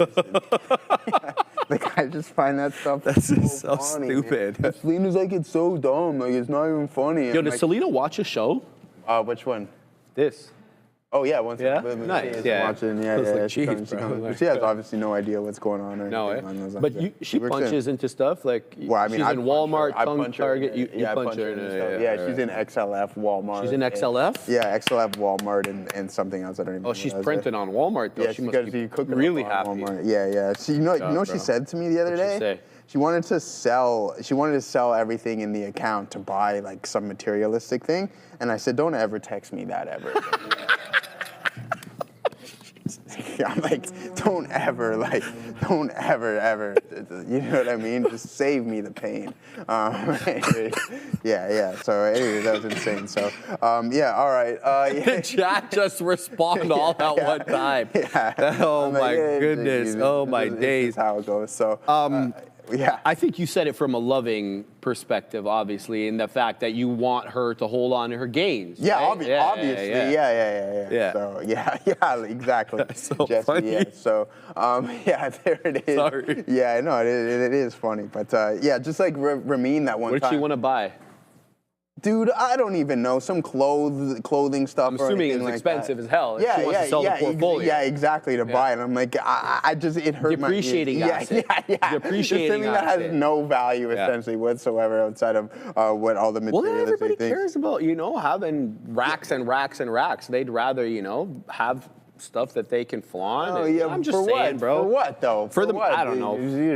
I'm not making any defense. Yeah, obviously, but no, she didn't. Well, not that I know of. And she's like, she said I would have done it if I knew how to withdraw the money from the account. So in other words, I never showed her how to do it. So yeah, and I'm not going to. This pullback's not deep whatsoever on the TQ, so we're gonna wait for a good opportunity. Oh God! All right, we have to pause for a second, guys. We're going to a dare at the big desk for happening now, and then Neil has his very coveted lesson of the day. Interesting pattern here on the Nasdaq. This is sort of a square formation. We have that double bottom stabilization just shy of 595s on the QQQs. Then we bounce all the way higher, currently at 601 halves as we wrap up this most recent 15-minute candle. Now, we do have some commentary coming, of course, from Scott Bessent, U.S. Treasury Secretary Scott Bessent, on his second day of testimony. I believe I heard they're going to try to wrap this up by 12:05, which means probably going to get our last senator asking questions. If that changes, I'll let you guys know in the chat. But regardless here, Bessent did, as I mentioned, make some comments about crypto regulation and the possibility that there could be groups in China trying to outdo the U.S. in crypto or work on crypto in that way. So interesting look here.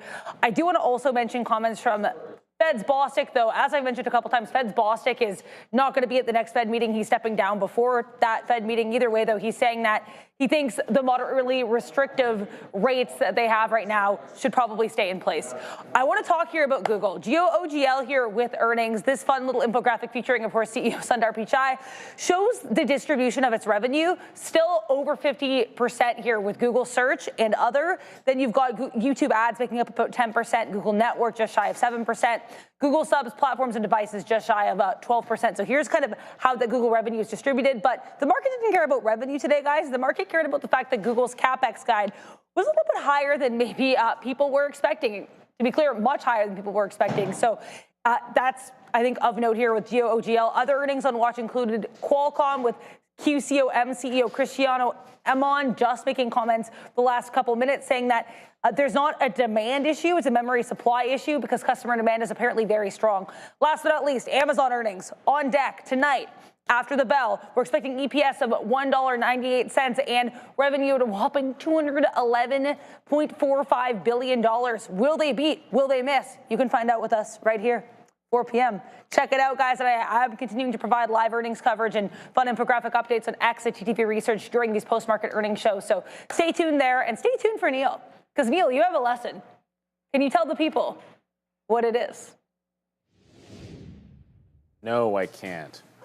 No, of course I'll tell you guys what the lesson is. But before I get into that, there's a running joke, and nobody gets this unless you're like old school and used to like live on a phone. Back in the day, when you make a phone call and you're sitting there chilling like after school, like chatting someone up, and you're like, oh shoot, I got someone on the other line. Like, do you mind if I go take that? My running gag, because I used to do this all the time, because it's one of those questions people ask and they just assume that you're gonna be like, yeah, no problems. And so they don't even process that you're gonna do. And I just be like, no, it's not cool. And what would inevitably happen every single time is that people would just freak out. They're like, huh?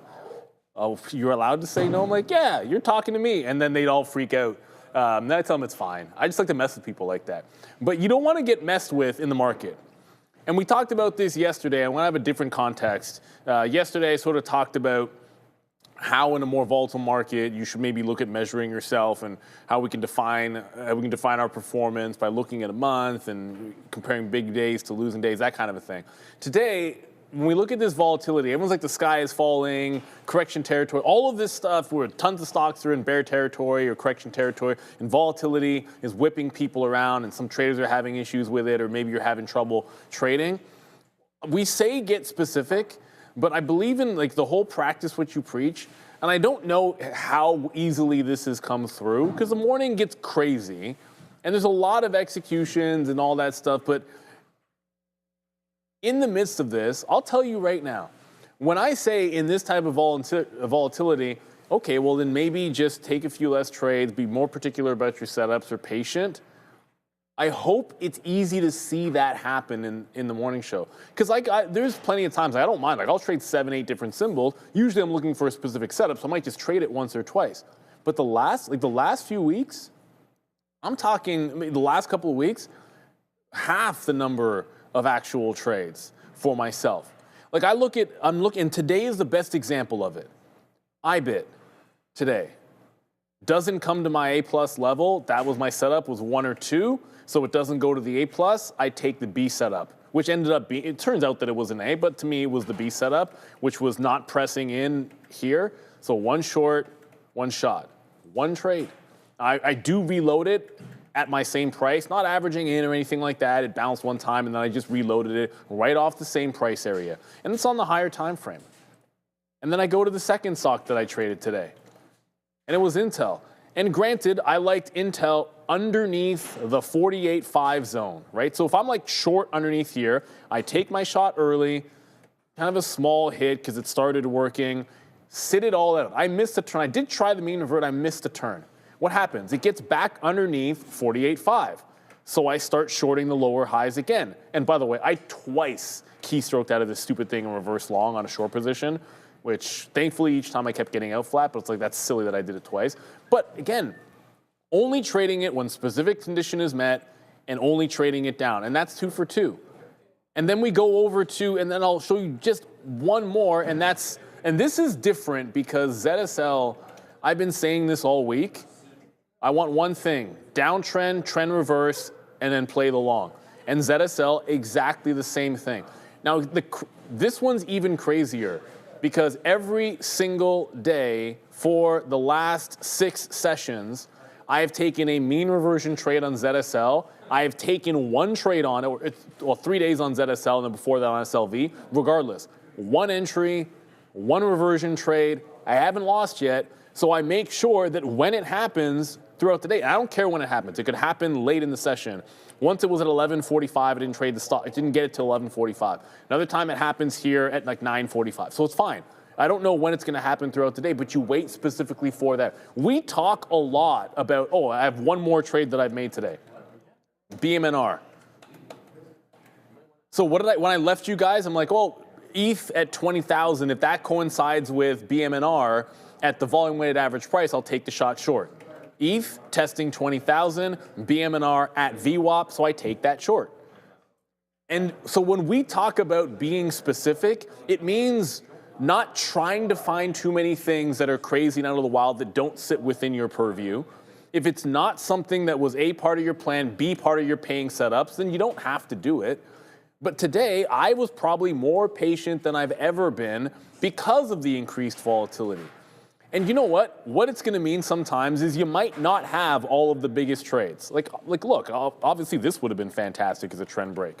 Obviously Intel at the top would have been great. All of that stuff would be well and good. But in increased volatility, I'm just simply trying to have the highest percentage plays and stay green every single day. Because I don't want to be sitting there swinging, hoping to just run into one. And then hopefully that's going to make my day. Not with this increased volatility. You pay a steeper price for that when you have this type of volatility.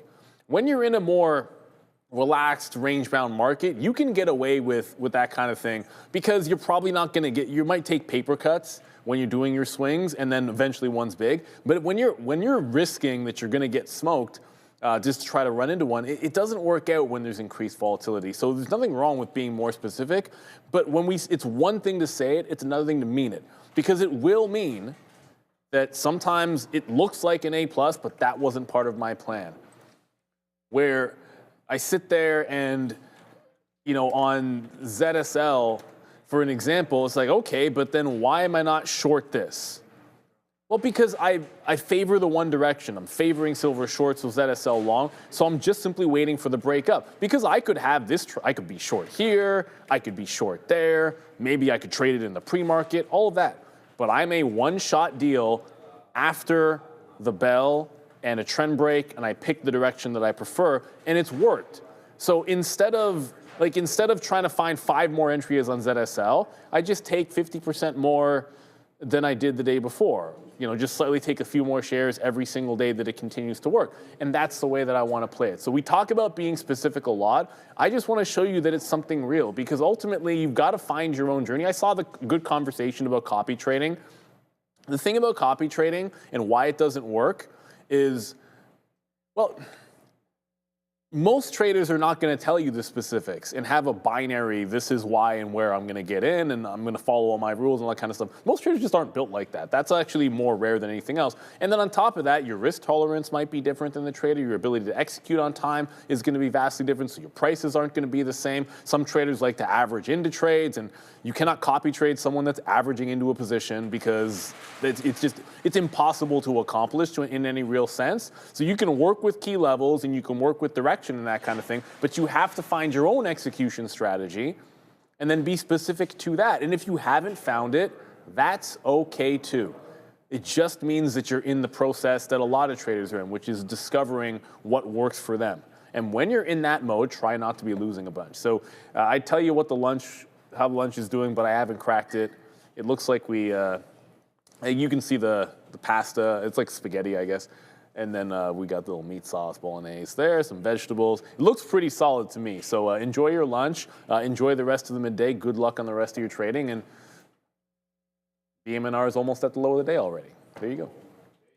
One stock that's bouncing off of its low of day is UiPath. PATH on watch. Paradigm issuing an all-in alert saying, I guess the headline for this is, quote, NVIDIA's secret $10 billion partner powering AI. So again, PATH reportedly, according to Paradigm, has some kind of NVIDIA connection. So they are calling this a long. Interesting look here for UiPath as we send you back over to the midday.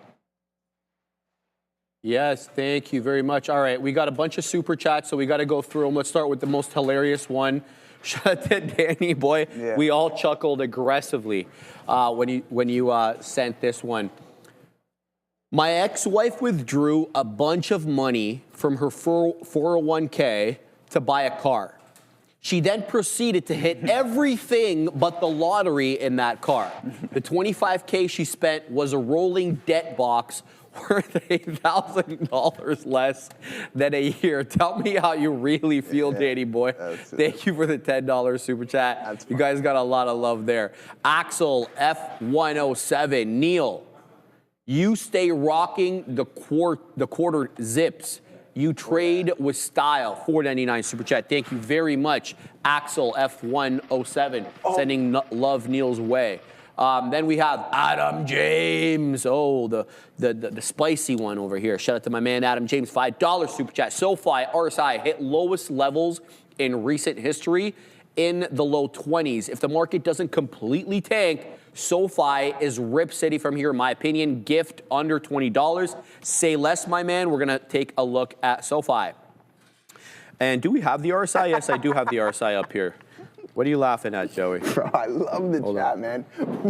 Oh, this is ATR, my bad. Okay. Yeah, go for it. Something right yeah, now? we're just going to look at the RSI. Okay, I'll find you something. It's probably funny because you need to cover it because it's not going to be as funny if we wait. So it's funny because Wendy's tendency realized, he's like, Joe, you just lost some money. Well, I didn't because I hit the wrong key and I'm like, oh, snap. And I got out right away. So we took a couple pennies on that one. But I meant to go long the TQs and I ended up taking a couple pennies on the short there on the TQs. But I messed up and then that's why I thought it was funny because Wendy they're quick to jump on you around this neck of the woods, Sharif. You know, you're absolutely sure. All right, guys. Here's the deal, guys. Have a look at SoFi. This is the RSI. It's kind of hard to see. Sorry. Let me make this a little bit more obvious. There we go. I think that should be better, Assassino, if we can. Yeah, there we go. So RSI purple line at the bottom, and it is, in fact, at 20. And I don't see it ever that low. This is the daily chart. I was looking at the weekly initially. And it's still at I want to say mid-30s. But it really hasn't been anywhere around that since, well, at least, let's see. Let me just throw in a line there. So we're going to put the horizontal line to where so it has been lower on the weekly, and that was in 2022, but we all know what 2022 was.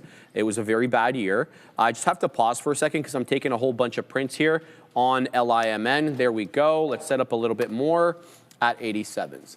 Let's go back to that. Sorry, oh, that's Fabian. My bad. So I completely see what you say there, but when we go on the daily, let's flip this down now to the daily and zoom out as much as we can. You're absolutely right. On the daily, for whatever reason, even going back into mid to early 2022, we don't have an RSI print that low. Now, is it jiving with the technicals? Yes, this $19, $20 area is an important area. I want to say from 17 to 20, 17 to 19, 17 to 20, based upon this area top that we put in early 25, late 24. Right, that was the run up after the election. We sold off a little bit during the tariff tantrum, and then we made all-time highs after that. So I like it. I like what you have to say there, Adam. I think that that's absolutely spot on. My concern is you're below a lot of the technical levels. You're also below the 200. You quite haven't gotten the death cross between the 50 and the 200. Let's go to the weekly again.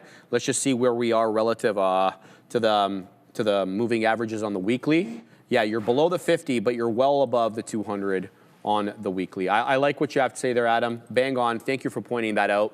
Definitely going to probably be looking for something like that. All right, guys, here we go again on LIMN into local area highs. 89 showing up. I got an 87 print, a 90 print. We got 70s on here. We're looking for that continuation above 90.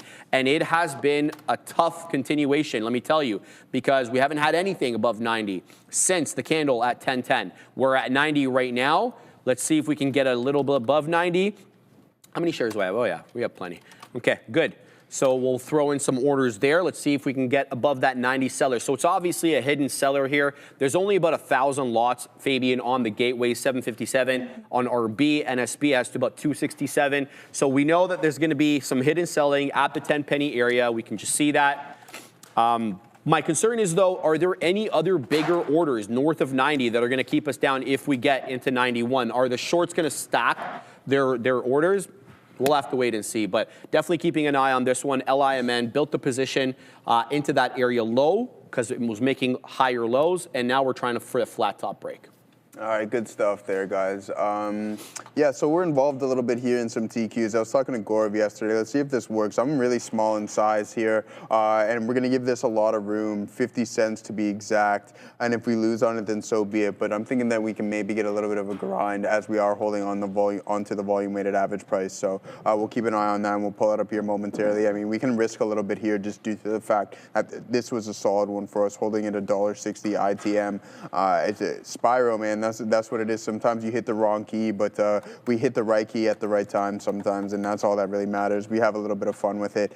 We get out, we don't panic or anything along those lines. So a nice little 3-point move on SLV earlier this morning, but let's head out nonetheless, man. It doesn't really matter what you've done last because it matters what we're doing right now, and that's going to be getting involved with the TQQQ's VWAP hold. I wouldn't be surprised, right? Like, we're starting to form somewhat of a top here, and if we do breach through this, that's why I'm giving it a lot of room. I'm going to give it to 47.90s, and at that point, if we get stopped out, then we can just get in at a better price, all right? I mean, sellers are still fully engaged, and we did reject the top end of this trend line, but I do like the recovery. The street doesn't want to bleed. I mean, the retail boys aren't having a good time sometimes, but trust me, the street doesn't want to either at the end of the day, and they'll allow things to recover. I was talking about the retest of this specific zone, and that's going to put us right around that 47.90 level, which it looks like we're heading. So we have this shelf being formed. Any form of liquidity grab south of this then we get out of it, and then we re-engage. That way we can increase our risk to reward ratio, and that's what really matters. I think it's going to take a couple of attempts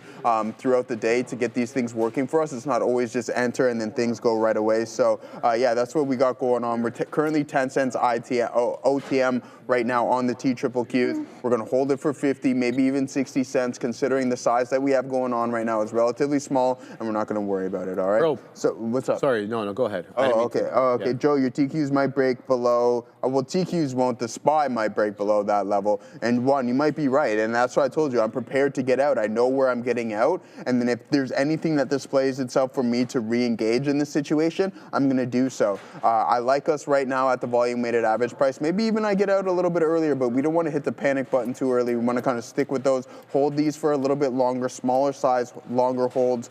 Regardless if it works or not, things aren't looking too optimistic right now, but that's fine, man. We'll get involved in a little bit here and put a little cash on the, because scared money don't make money, but you also don't want to be a little silly with that, right? Like you want to have somewhat of a game plan, and that's what we have going on right now with the TQQQs. So moving forward, guys, Leanne was asking me about this earlier. She said, hey, Joe, can you elaborate a little bit more on what we got going on with this specific chart? Absolutely. It's not overly complex. It's just an expected move, and what it does, it just shows us the potential high and the potential low of that expected move. So here on Amazon, we're looking at around 7.8%, right? But it shows us that we have a high of around $241 and a low of around $207, all right? It's literally that simple. It's not overly complicated whatsoever. Let's head over and take a look actually at a couple more of these names, because we got a lot going on. IREN is one of them that I'm familiar with here. IREN. Let's take a look at the retail favorite there, man. Yeah, IREN. Yeah, man. A lot of Wall Street bets mentioned. Is there a lot of mentions on it there? Yeah. Been a minute for that too, Joe. Right on. 17.2% expected move. So that's a pretty big one there, Sharif, with a high of around 49.13 and a low of around 34.75. We'll take a look at a couple more before we send it back to my boy to the right of me, and see what we got cooking up on today. Is ServiceNow reporting today as well? Is it? I don't know. I will pull it up. I don't want to speak tongue-in-cheek, essentially. It's strategy. We went over Roblox. Yeah, let's take a look at Roblox and Reddit, and then Bloom Energy. So we got a lot going on right now. RBLX. See what we got going on from an expected move on that front. 13.2%, right? So that's a little bit higher as well. 70.94 we're looking for as a potential high. $54.34 as a potential low. We're going to go over RDDT and then Bloom Energy. RDDT. Oh boy. Yeah. What are you thinking on Bloom there, my brother? I went the beak the other day. I had to. It's just, it gets to be too big in the portfolio, and that's not what I had planned. That wasn't the objective? Yeah, but I've held through aggressive drawdowns on this, by the way. Okay. So, I'm kind of immune at this point. Yeah, I know. You're same. I'm in Netflix, I think, from around $92 in the long term, so that's slightly out of the money there. So that's all right. RBLX, guys, RDDT, 13.3% with a high of around $174 and a low of around $133. One more here. We're going to take a look at Bloom Energy and see what we have going on. And that is going to be an 18.1% expected move. A high of around $164 and a low of around $113 on BE. Well said, Joey, well said. All right, we're taking prints here on LIMN, man. It's hanging out at the 90s. It hasn't printed anything above 90. It's wicked into the 90 multiple times. I'm talking about $1.90 on LIMN. It's up 32%. I'd like to say this is going to be a flat top break, but, the seller at 90 has just been quite convicted in their intentions. So we're unable to shake them. I haven't even seen a 91 print. I've been scouring the tape, and it's not coming in. Guys, by the way, that range that we were talking about on MSTZ, oh boy, is it on. It is on. Look at that clean hold of the $0.50. I don't know why I didn't get into this again. I kept calling it out like an idiot and didn't get into it. And there it goes, right back into 26 2/3, coming back into the 20s now. This has been the range, dude. I mean, since basically 10 a.m. when we got above 25.50, it has been that range. 25.50 as support, 26 and change. At the high, 26.47. Not all the highs have made it up into the 47, well, into the 50 penny area, but it's generally that range. Almost $1 worth of range. You could say even more conservatively, 75 pennies worth of range here on MSTZ, which is an inverse levered ETF for MSTR. So you need to kind of, you could look at MSTR if you want. I mean, the price is going to get reflected on MSTZ, so it doesn't really make, to me, I haven't really seen the purpose of looking at both charts. Other people have different techniques for, perhaps they're looking at key levels on MSTR and they want to base their trade on MSTZ on that. And, you know, makes sense. I just don't happen to do that, and it worked out quite fine over here. That range is still intact. Now, how you want to play this next range, you want to take short, you want to take it short in the 30s, the 40s, and then maybe back down into 25.5. That's an opportunity, but if it breaks the top, you're going to be caught offside, right? And I don't want to say that this is an ascending wedge. It's not. It's a range. So I'm not going to say flat top break candidate. Now, it could break the flat top, but right now it's setting up for what could be a quadruple top, right? And again, you want to look at it like that, have at it. But to me, it's just a range. That's all I've got to say about that. When we get back, we'll talk more about LIMN, but we're going to the big desk. Keep an eye here on LCID Lucid. There was a little bit of a spike on this a couple minutes ago here, the most recent 3-minute candle. That's the same time that NVIDIA's official Drive account, which I guess is their mobility and autonomous vehicles related X account, they posted a video saying that you can hear from leaders in the space story, including Lucid Motors. So again, Lucid Motors being mentioned here as a leader in mobility by NVDA Drive in this video. So again, NVIDIA connection here, sending LCID to the upside, at least briefly. Back to you.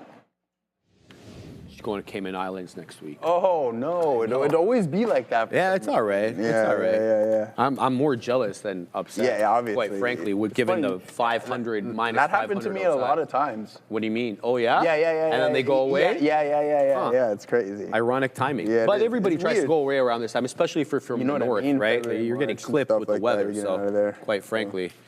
It's been long, actually. You got to think about it. The snow came early, and it's been sticking around for quite some time. Snow it's not came getting early. any warmer. The quantum, the amount of snow, and the temperatures that came with the snow. A bit of an outlying year. It's been a real Canadian winter. What is with the Canadian the climate? It's the country from coast to coast is on fire, literally, in the entire summer. We had forest fires from BC to the Maritimes, everywhere. Think about it, like 50-degree swings. And then it's freezing. Yeah, like, 50-degree swings. Oh my days. 50-degree swings, brother.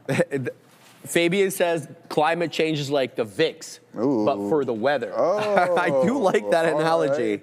All right. I do like that analogy. It's ice cold. It's ice cold. Oh, who says that? Ice cold, Outcast, baby. Yeah, we'll throw that one in. Ice cold. Ice cold. All right, well, we're feeling ice cold right now. I want to cover something. Hold on, I got TQQQs going on right now, brother. We're at 40 cents. We're gonna wait for 40. We're gonna wait for $49 here before we take anything off on the TQQQs if we're fortunate enough to get into that neck of the woods. Bustin, Sharif, what do you think of CRNC? All right, let me just see a little bit over here what the situation is. $332 million market cap, trading at 739, 4.11 million shares traded on the day. Let's go to the 5. This is the weekly, by the way. It looks like it's still within that trend, that consolidative trend. Looks like 14 to the high side, 13, 14 to the high side. To the downside, outlying areas are, I want to say, about 6, with most of the prints finding support around 8. That's the weekly. Let's flip to the 5. Okay, so this wouldn't be tradable for me on the day. I see why you're looking at it. Nice bounce off that 650 area low, trying to work back into 750. It's above VWAP. It's above the 10, the 20, south of the 50 EMA, south of the 200.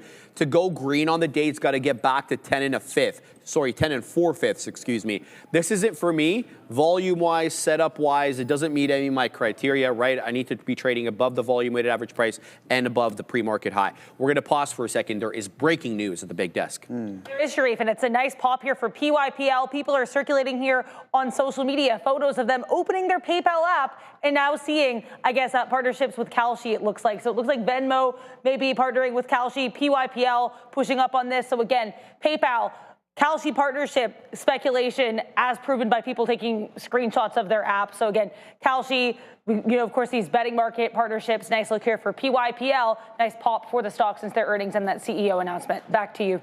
Did you hear about Polymarket? I was telling Brendo this. They're opening up a free grocery store in New York City to kind of front run Mamdani. Really? A free grocery I don't know how that's going to work. That thing's going to be empty. real quick, and the lineups real are going to quick, be unless there's going to be rules and stuff about how much you can take. And stuff like that. I don't know if Nice move by them. Very philanthropic. Who can hate on that? You know? It's not government funded, clearly. Yeah. Complete. I don't understand, but have you smashed any prediction bets or? No, man. I don't even watch it. The only thing. So somebody who was it in the chat? Our boy was asking me a little bit about. He's like, hey Joe, what do I feel about the real jackwagon? He's like, hey, what do I think about the Super Bowl coming up this weekend? What do you feel? No, I told him I'm not a football guy anymore, man. I'm just straight combat sports. You have no kind of feeling? You're not going to watch? You're going to watch. No, I don't. I could. This guy's got a monster TV at his place. I was at Joey Options' place on Saturday, man. We were watching boxing. We watched UFC. Yeah. He's got a great setup. Beautiful apartment, by the way, guys. This guy's got taste, man. Let me tell you. Designed by me. Yeah. Yeah, is it? Eh? No. All right, I retract that. Yeah, just combat sports, man. Oh, Casey 526, $5 super chat. Joey. Just got some awesome news. Can I get this Stone Cold? Absolutely. Anything. Joey? We'll hit it twice, actually. Is it done yet?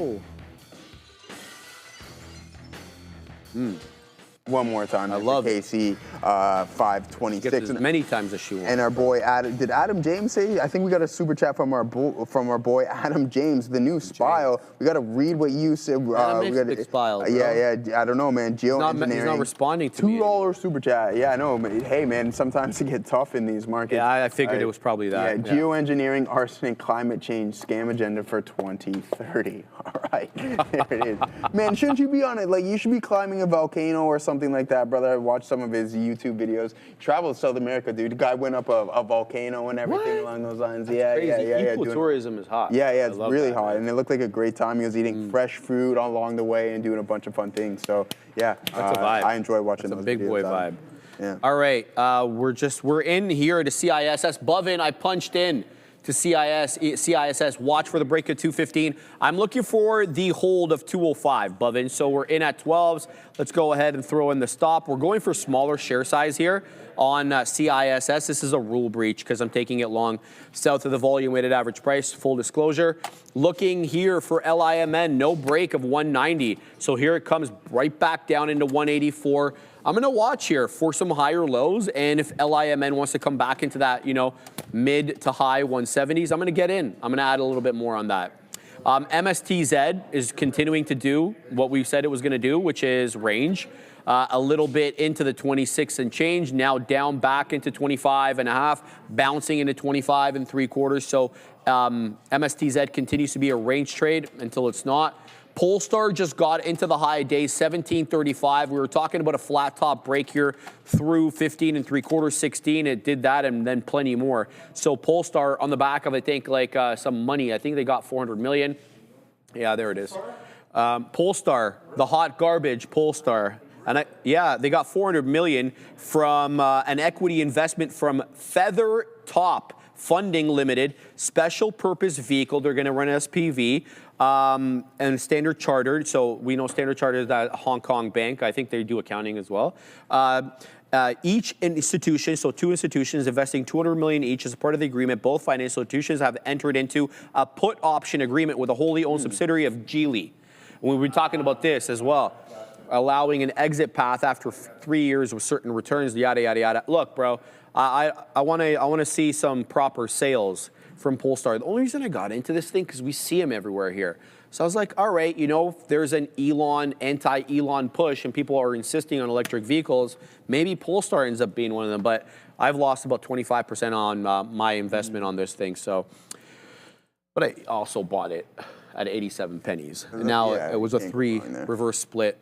It hit you with the reverse. They hit me with the reverse because they had to remain compliant. But it's not a big position, so we're just gonna. It was a lottery ticket to begin with, but I thought I was. One day I woke up and I looked at my Aurora cannabis position, and I seen that it was like substantially. Sorry, but they hit me with the reverse on that one there. So like, reverse that one, Joe. Good luck, brother. You ain't seeing that cash ever again. So we're down 99.99%. ACB? Yeah. Oh boy. Hold on. Yeah, we never get that one. What's the cost base? Yeah, my average is like $1,300 or something something crazy. like that. Yeah, You're holding that, eh? You're like, wow, tax write-off, man. Yeah. Yeah. Keep rolling that every year. Roll it, man. Capital Just gains, roll it offset, yeah, capital losses. Exactly. Yeah, come on, man. I know a couple people are involved with this. This TQ's heart to heart there. Let's see if we can get that $49 mark. It doesn't seem to want to give it to us just yet, making us work for it for sure. We'll catch 40 cents like that, but into the 90s would be more ideal. 50 cents on that front. If that would give us a 1-to-1, because we were talking about giving ourselves a 50-cent stop. So we'll have to wait a little bit more. 49 would be more ideal. You get that 1.1-to-1 roughly on that front. So 49.20 will even take that. But a nice push right here will just definitely be warranted. With that being said, let's take a look at some of the big boys. I haven't looked at the MAG or Google at all this morning. Oh, no, we got to interrupt you. Sorry, bro. Big Spile Burdette has returned. There he is, man. Where has this guy been, man? Yo, you didn't respond to my messages on Instagram. Cold, sorry, man. Joey. Oh, we've got Big Spiles in the house. Absolutely. Sharif, long time now, no chat, Sharif. Who is this Timu Pitbull trading with you? I will fire up the Instagram so we can chat again. Crazy. Google Long was a good trade last year. There's my man. He's back. Big smile, big spile. He is big style, Burdette, man. Shout out to my man. We missed you, brother. Who else is going to chirp, I should say, LJS. Oh, wow. LJO. Yeah. LJO, I mean. Good. I don't know. Shout out to Big Spile, man. Miss you, brother. Miss you. Good to see you again, Big Spile, Burdette. Yeah, fire up the Instagram so you can show me all your positions shorting the SPY. Sorry to interrupt you, Joe. You think that's funny, eh, King Clutch?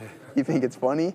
No, I'm obviously joking around. Yeah, Timu Pitbull is a good one. I don't even want to start with you, Big Spile, because I could just go on all day with your little situation you got going on. I'm obviously being sarcastic. Good to see you in the chat, brother. Hope everything's going well. I know you like to see the market bleed a little bit here, so yeah, it's definitely working. Yeah, it's all crazy. But yeah, come on. We were right there. We were a couple pennies away, up to 90, 97, 48, 97, and then we're getting that 30-cent pullback here in the TQQs. I don't know if we're going to get that mark up into 49. It's going to make us work and be patient for this one, as it looks like the selling is starting to step back in. I was just looking at some of the bigger names before I kind of got distracted. To shout out to the individual who's Joey gets distracted in the chat, because I do. I'm not even going to hide it whatsoever.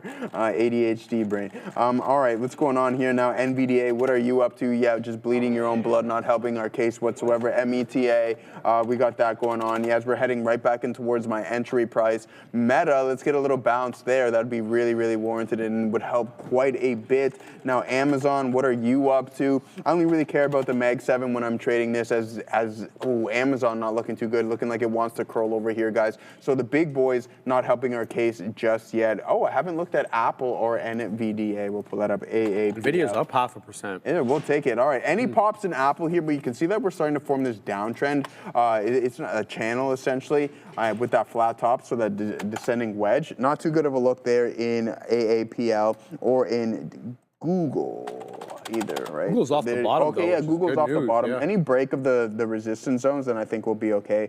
But the big boys obviously dragging the market down a little bit. Do you notice that SMCI's SSR today? It's down 9 1/3, which means it was down over 10. SMCI, Yeah. Yeah. Did it give back the entire gain? Let's take a look at this thing. Because I was looking at my microchips. I'm like, okay, microchips are, relatively strong, other than Qualcomm, obviously. And SMCI is really the standout. So, dude, we lost everything that we put in. Well, no, sorry. We're close. So the breakout level, you could say, is about 30. I want to say 30 to 31. That's the aftermarket move when they came out with earnings at about, what time did they come out with it? 4:50. Dude, rightfully so. When I seen that it was up yesterday, and I'm like, how is this even the case? Obviously, you don't try to rationalize things. Yeah. But you're sitting at like a 6-point-something% margin. Sorry? In SMCI. Oh. Yeah. Yeah? It's like 6-point-something%. Interesting. So it's really, really razor thin. So I don't understand. Yeah, well, they blamed it on RAM. Yeah, well, of course they did. Someone was trying to put it. Everybody's blaming it. ARM, Qualcomm, everybody blamed it on RAM. What's going on there, Katina Man? The Katina Man is long the TQs at 47. So shout out to him. He's printing storms up on that side of the desk. We're going to shout out to the Katina Man. He's back. How's the gym? Not too bad. Pretty good, he says. Good Katina Man. Kill it, brother. All right, what else we got here? We're still holding CISS, looking for that hold above 205. It's kind of dead weight at this moment. LIMN doing exactly what we thought it would be doing, rejecting at 190, coming down into the 180s. I'm going to be a buyer on LIMN, high 170s, low 180s. It's at low 180s right now, but I want to see if it wants to come back into that 175 level. I'll pick up more there. I'll trade it as a range, guys. I mean, there's clearly very few breakout trades happening, if at all. Even Polestar is up off the high by almost $1, 17.35 high, now dipping down into 16.54. So there isn't much right now in terms of a breakout trade. So we'll take these scalps everywhere we can get them. Look, if LIMN breaks trend above volume weighted average price, starts putting in higher lows, and I won't wait for 175, I'll add on the higher lows, but right now it's not showing me that. So we'll have to pack the patience there. Let's get to some of these inverse ETFs that we've been talking about. PLTZ at the volume weighted average price, that means PLTR is up. And this one is, yeah, it's putting in a bunch of lower highs. This could be a flat bottom break candidate through 40. I'm going to say generally the volume weighted average price 39.80. Whole dollar obviously is 40 psychological level of support. So this could mean Palantir is on the way up. QBTZ, which is the inverse ETF for QBTS, also looking like it wants to lose that area low. That area low is at 1540 with the volume weighted average price at 15.25. So this is putting in some lower highs.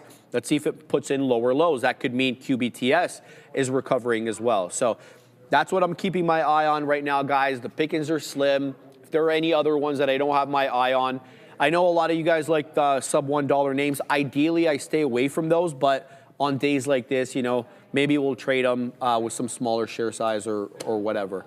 So that's what I'm keeping my eye on now, guys. Yeah, that's it. What's up? All right, yeah. What is Sorry, up? Frank freaking Rizzo. I don't trade the large caps, brother. I know some people don't like it. I get it. Some people don't. They don't like the small caps. I completely sympathize with that. But it's you know, this is what I trade. So who cares what? Well, he's a viewer, bro. I get that, but you don't trade the large caps.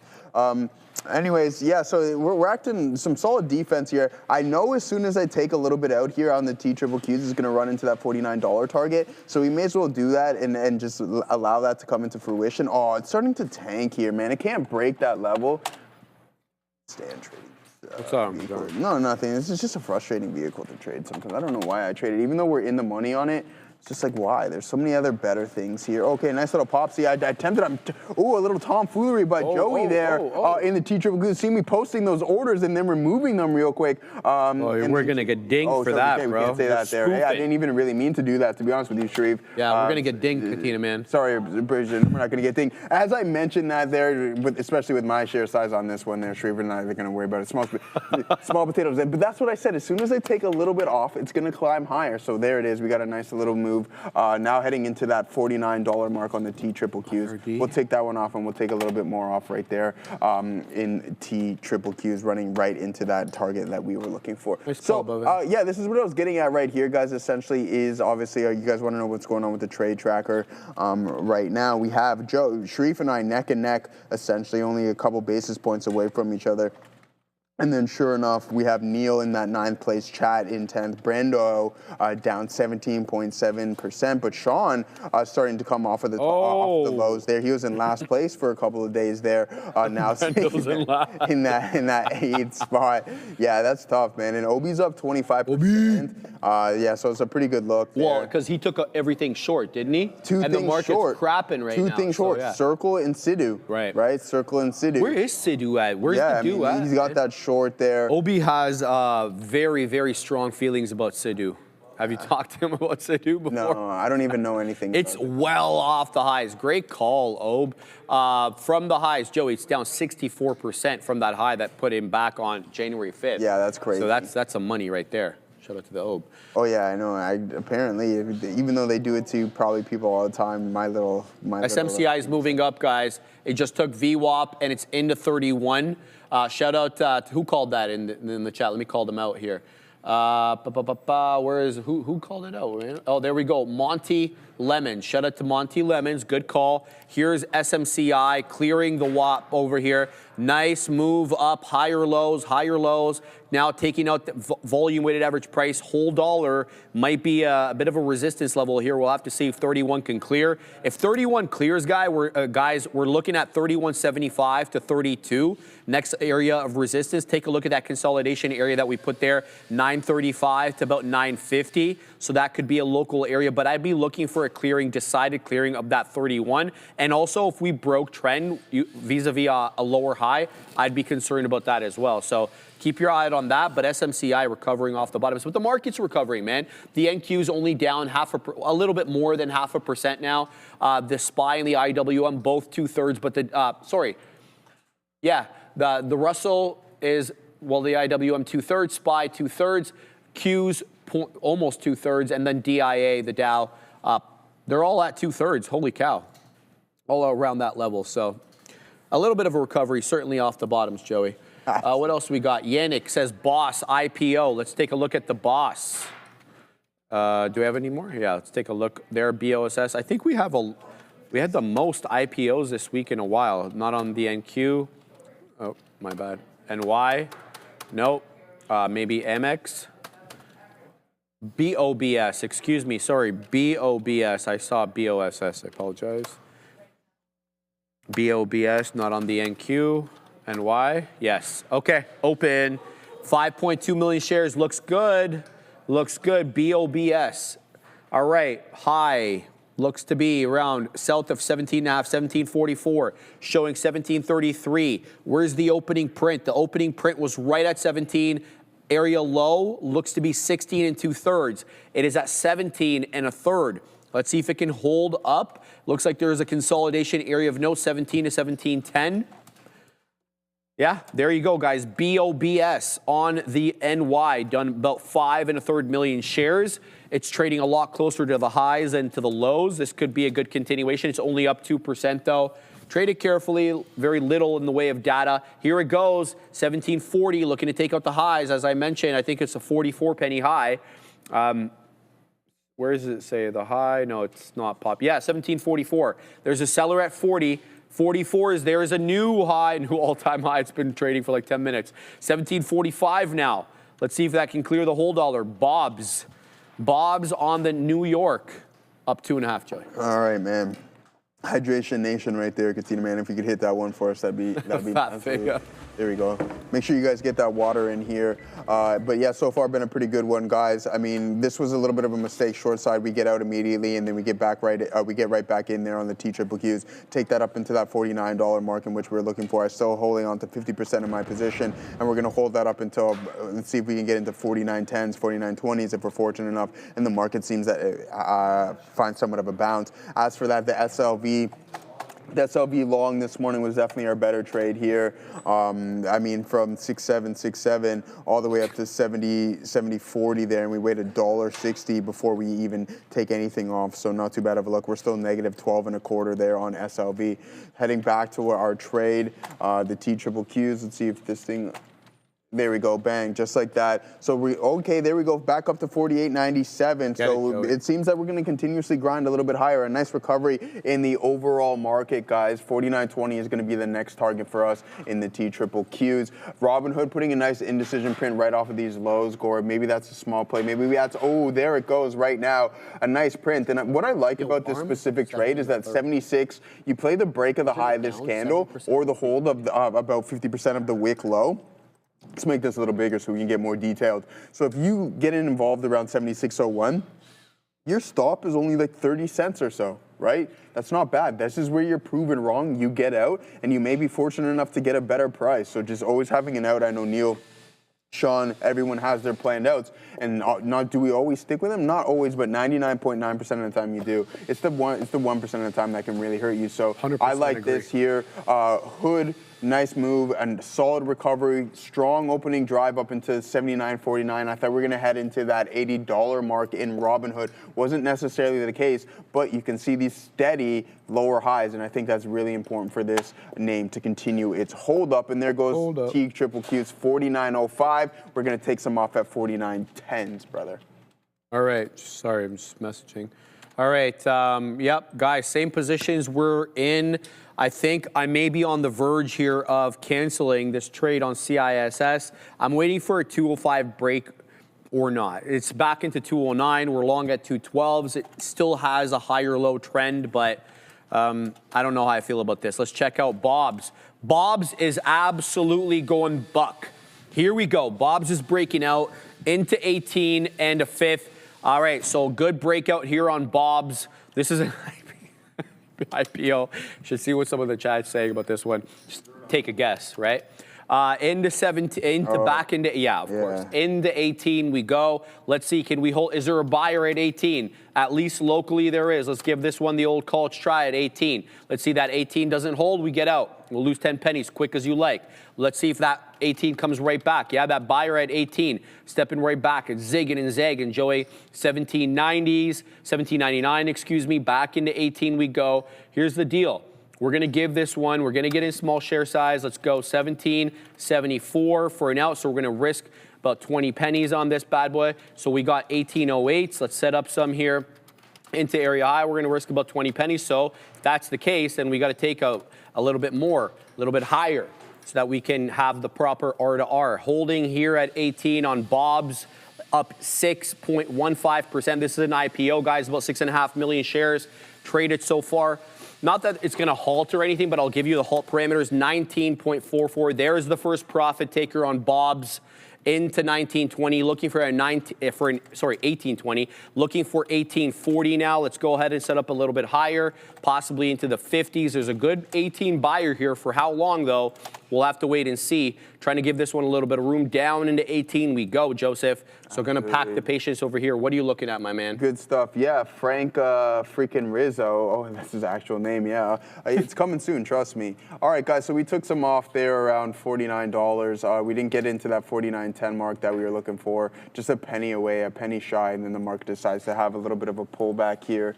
Robinhood didn't hold up on that specific print in which we were referring to not too long ago and heading towards some key support zones. IBIT looks like it wants to crack that 37.80 mark, and that's going to be a neckline for IBIT. So watch out for an additional leg lower here on the 5-minute time frame on IBIT. If this breaks and you see the volume really start to kick in, then sure enough, we might see some more downside southeast price action. Let's head over to spot itself, BTC.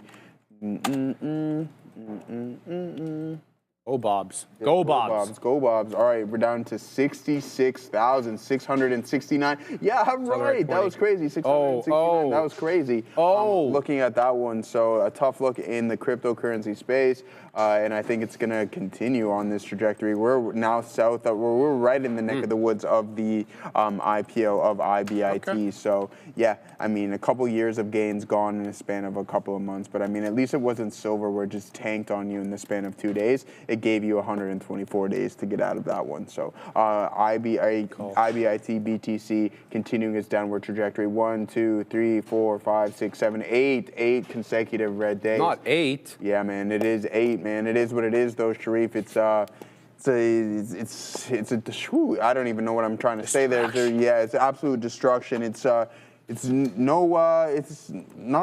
game for the weak, that's for sure. Plug Power said Zen Zombie. Let's bleeding its own blood, down 6%. Are you in it? No, I'm in Bob's. We're printing on Bob's, baby. 18.5 seller. There's a big seller at 18.5, but it's accumulating pretty aggressively. There's a huge buyer at 18. Let's see if we can get a print above 18.5. Nary a print above that level. There's a whole bunch. Okay, here we go. We cleared him. For the moment, I saw 54 print, but look at all the selling come in there. As soon as it crossed 50, what does that tell you? Aggressive profit taking and or shorts looking at that level, but right now we're holding above, and there it goes, Joseph, into the area high. Now we're printing on this into $0.75. Go Bobs. We're going to take it out here at 75. Like this trade. All right, not bad. There was a clear buyer here at $18. Let's see if we can set up again on Bob's. Don't go long. I just took $1 on Bob's, man. What are you talking about? So Bob's is doing well over here, up 11%. New IPO, guys. 7 million, pardon me, shares traded on the day. Good look. Should have taken more shares on that, but hey, can't be choosers. Let's flip one of these side charts over here into Bob's. We're going to take off ZSL, and we're going to put on Bob's. Now, I felt there was definitely a seller at 1820. I don't want to base too much on the 1-minute chart, but there was definitely consolidation at 1820. If this comes back down to 1820, could be a nice buy area there, up 10%.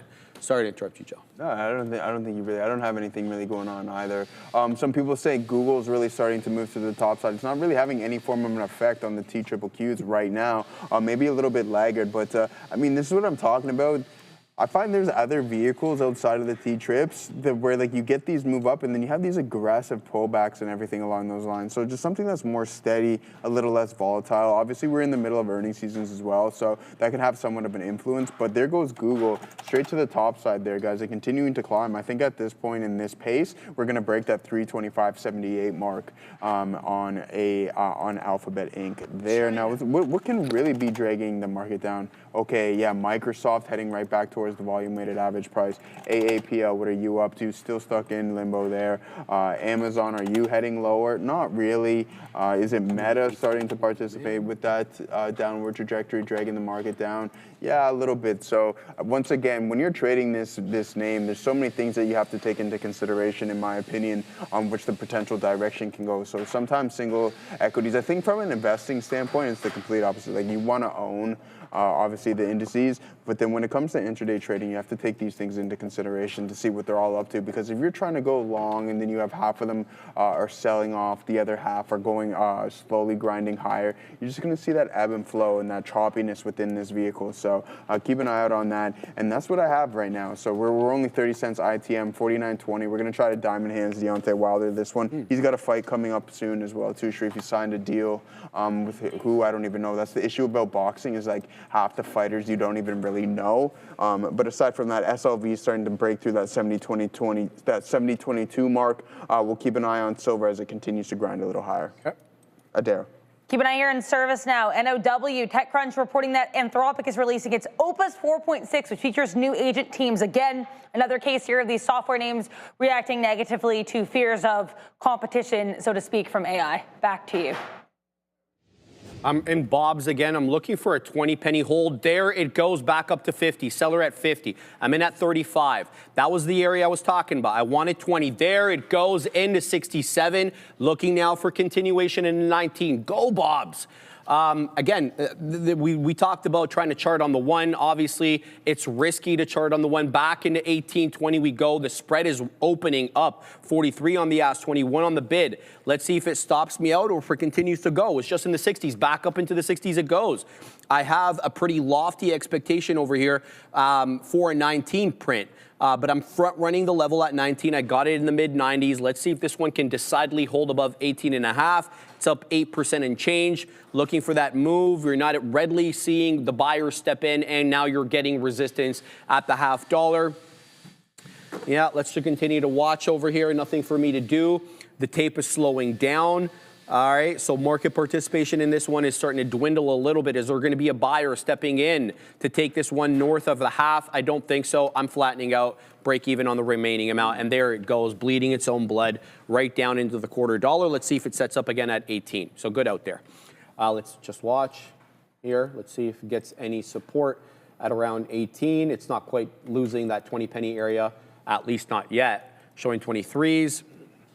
Prior bar low, by the way, on the 5 is 18.22. So there's a buyer here because this is prior bar low. Can it breach prior bar low? If it does, it's going to be ugly because the prior candle is topping tail.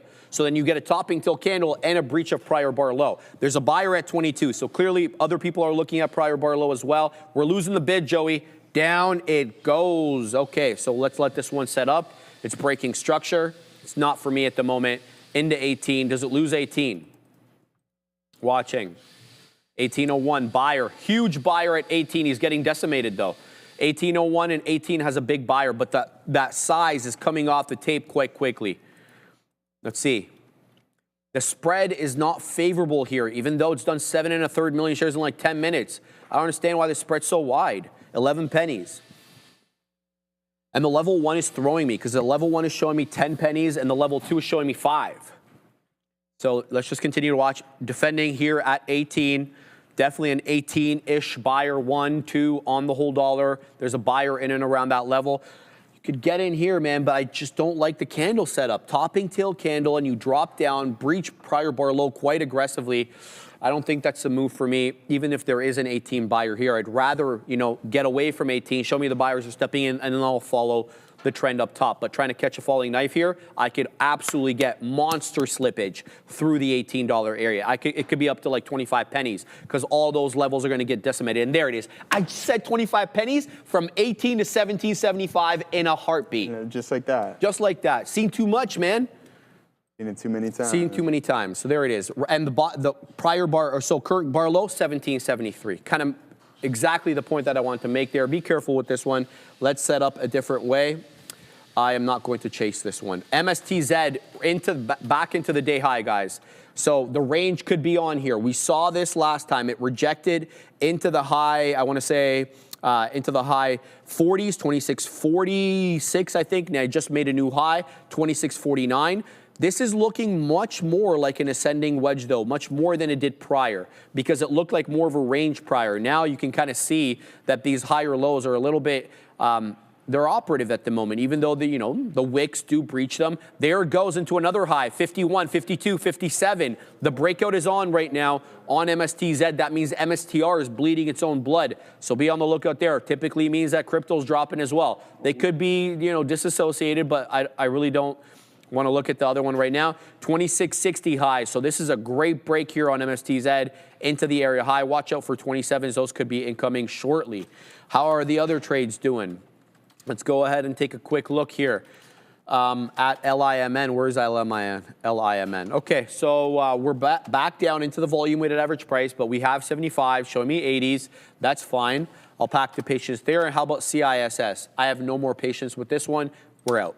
It's not breaking above that higher low area, nor is it making its way back into VWAP. That is not for me. We're out of that one.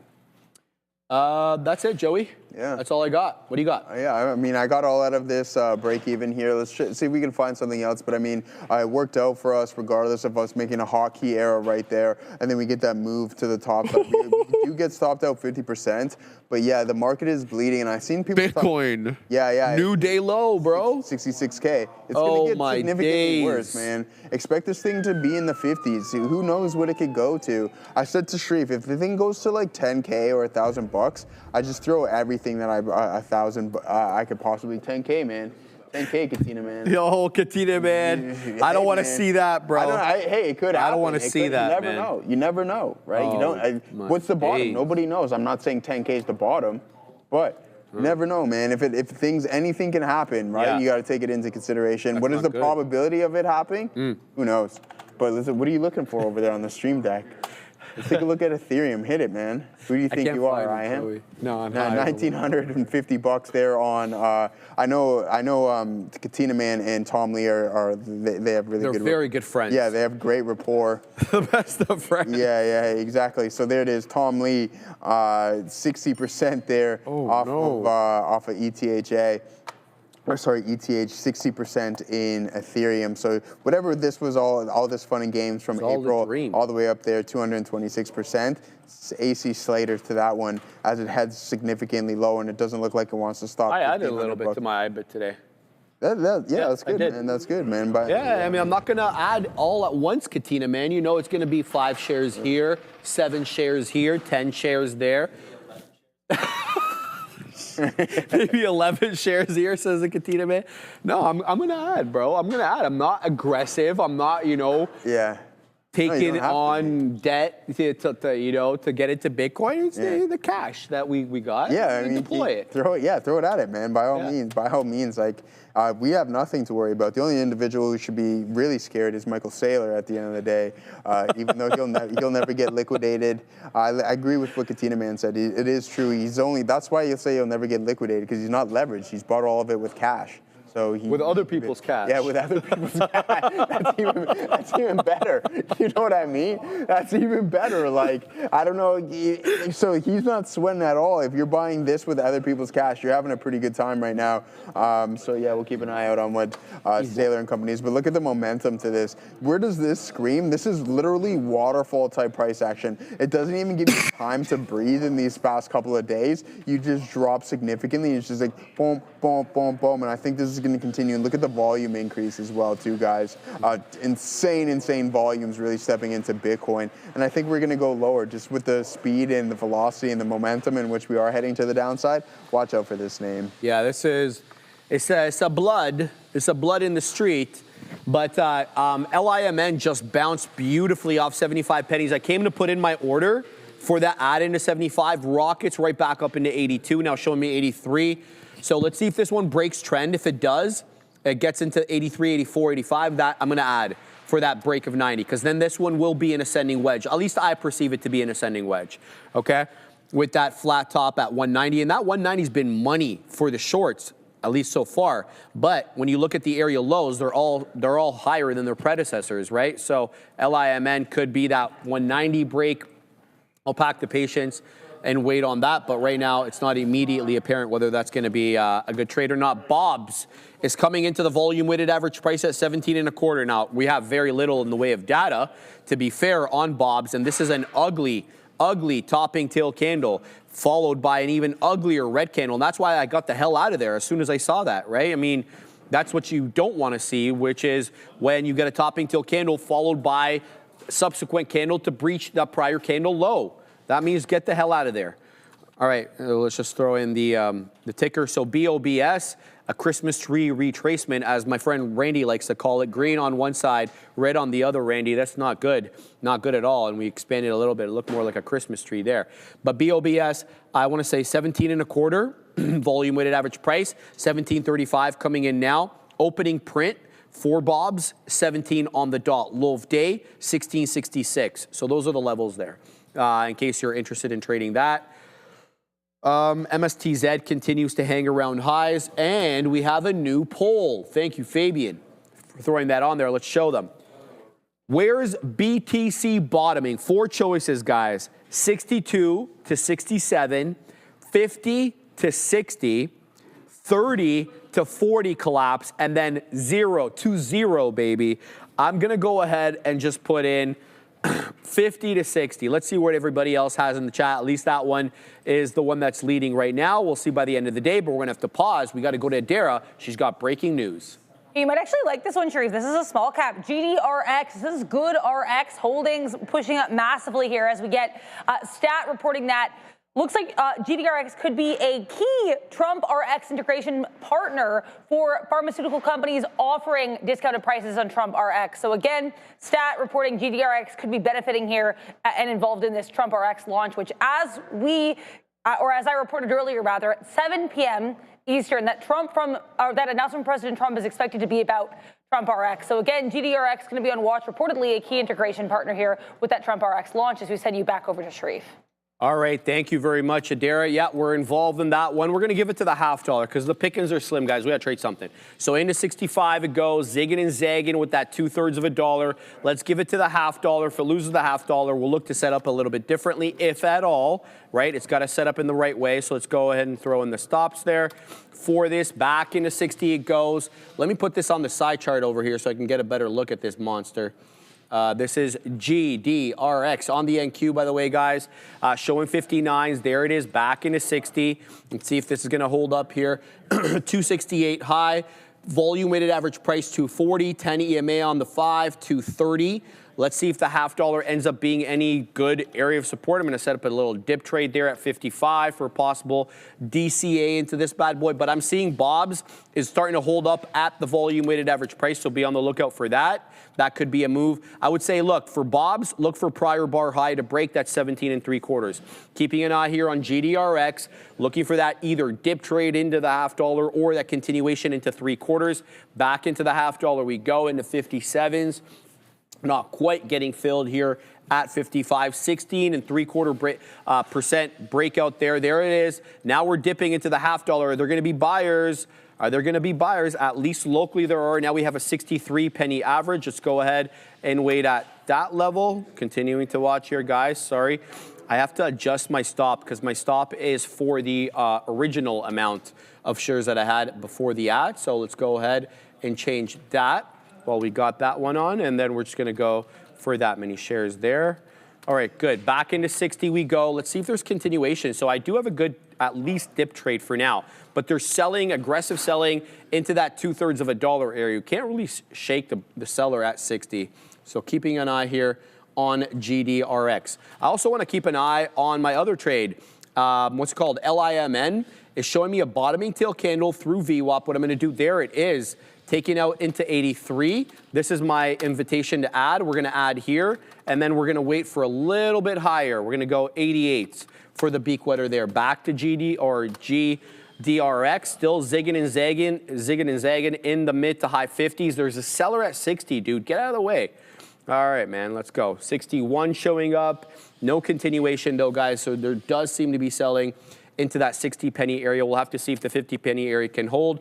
It doesn't look like it will, though, hold, so we'll probably get stopped out through the $0.50. Packing the patience, though. Going to let it stop me out. Won't flatten out the position.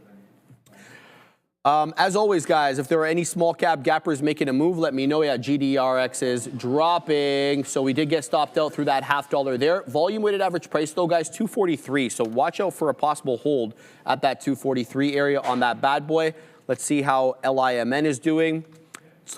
Still holding at the 183 level, not exactly rocketing up, but keeping my eye on this one. All right, my man Joey Options is back. All right, well, keep an eye on this. Let's see if GDRX wants to pop back up into that 250 area. We got wicked out of that, but there seems to be some buying here into that mid 240s. Let's keep an eye. Yeah, nope, still dropping, guys. There's a buyer at 47s, but I see VWAP at 43s, quite frankly, so I'm not going to be buying here. It'll have to dip into 43. All right, man. All right, brother, what do you got? Yeah, we're just relaxing here right now. We'll go 3 for 3 if we're going to include our little bit of a mistake, but we do have a pull up right now. 62 to 67 range, 50 to 60K incoming, 30 to 40 coming to 0, baby. I'm curious to what people think on that one. I think 50 to 60 is more ideal there. 12% say to 0. All right, just got off the phone with Michael Saylor. Says Ja. Yeah, he's hey, man. Not his money, like Sharif was saying. It's not his money. Do we go short on the TQQs at the break of this neckline? You can see that we take that nice curl over here and heading right back towards the volume-weighted average price. Let's see if this is going to come into play. And if this shelf breaks, then sure enough, maybe we can head into 48s, 47, 60s, et cetera, et cetera.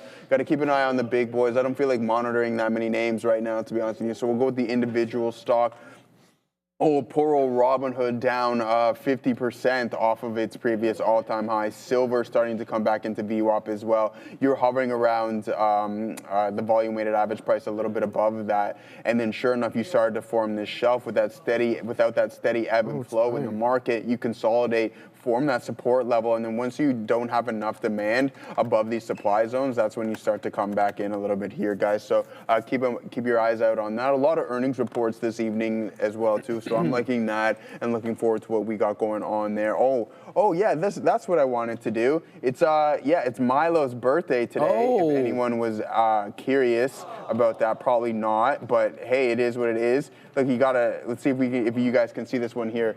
Like you see his hat? He's adorable. You see his hat there? Yeah. He likes Sharif too. He's always like to wrestle. Barked at me, but then he was chilling. He started sleeping. Once you get a couple treats, then you guys are friends, right? Exactly. It's a win-win situation on that front. He gets treats, bro. You get a friend, and then sure enough, he'll continuously do that.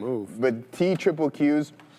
Yeah, he barks at everybody that comes in, but TQQ's, guys, heading a little bit lower. Let's head through our scans and see what we got going on. How's the overall market doing? I was looking at the scoreboard. I know Walmart's starting to come in a little bit as well, too, guys. So here's the options chain. MSTR reporting after the bell. At the money IV on tomorrow's expiration is through the roof on MSTR. Not too good of a look. We know we have Bloom Energy, typically not the most active in the options world, and that's what we're experiencing. But oh my Lanta, 436% at the money IV there on Bloom Energy. I don't think I've ever seen anything that high. That's madness. Yeah, let's see what Reddit's up to, 299. Oh, plus with the VIX really starting to move a little bit higher here, guys, you're going to see the increase in the options market as well, too. And that's exactly what we're seeing right now. So there it is. Let's head over to our stock scanner and see what we got cooking up.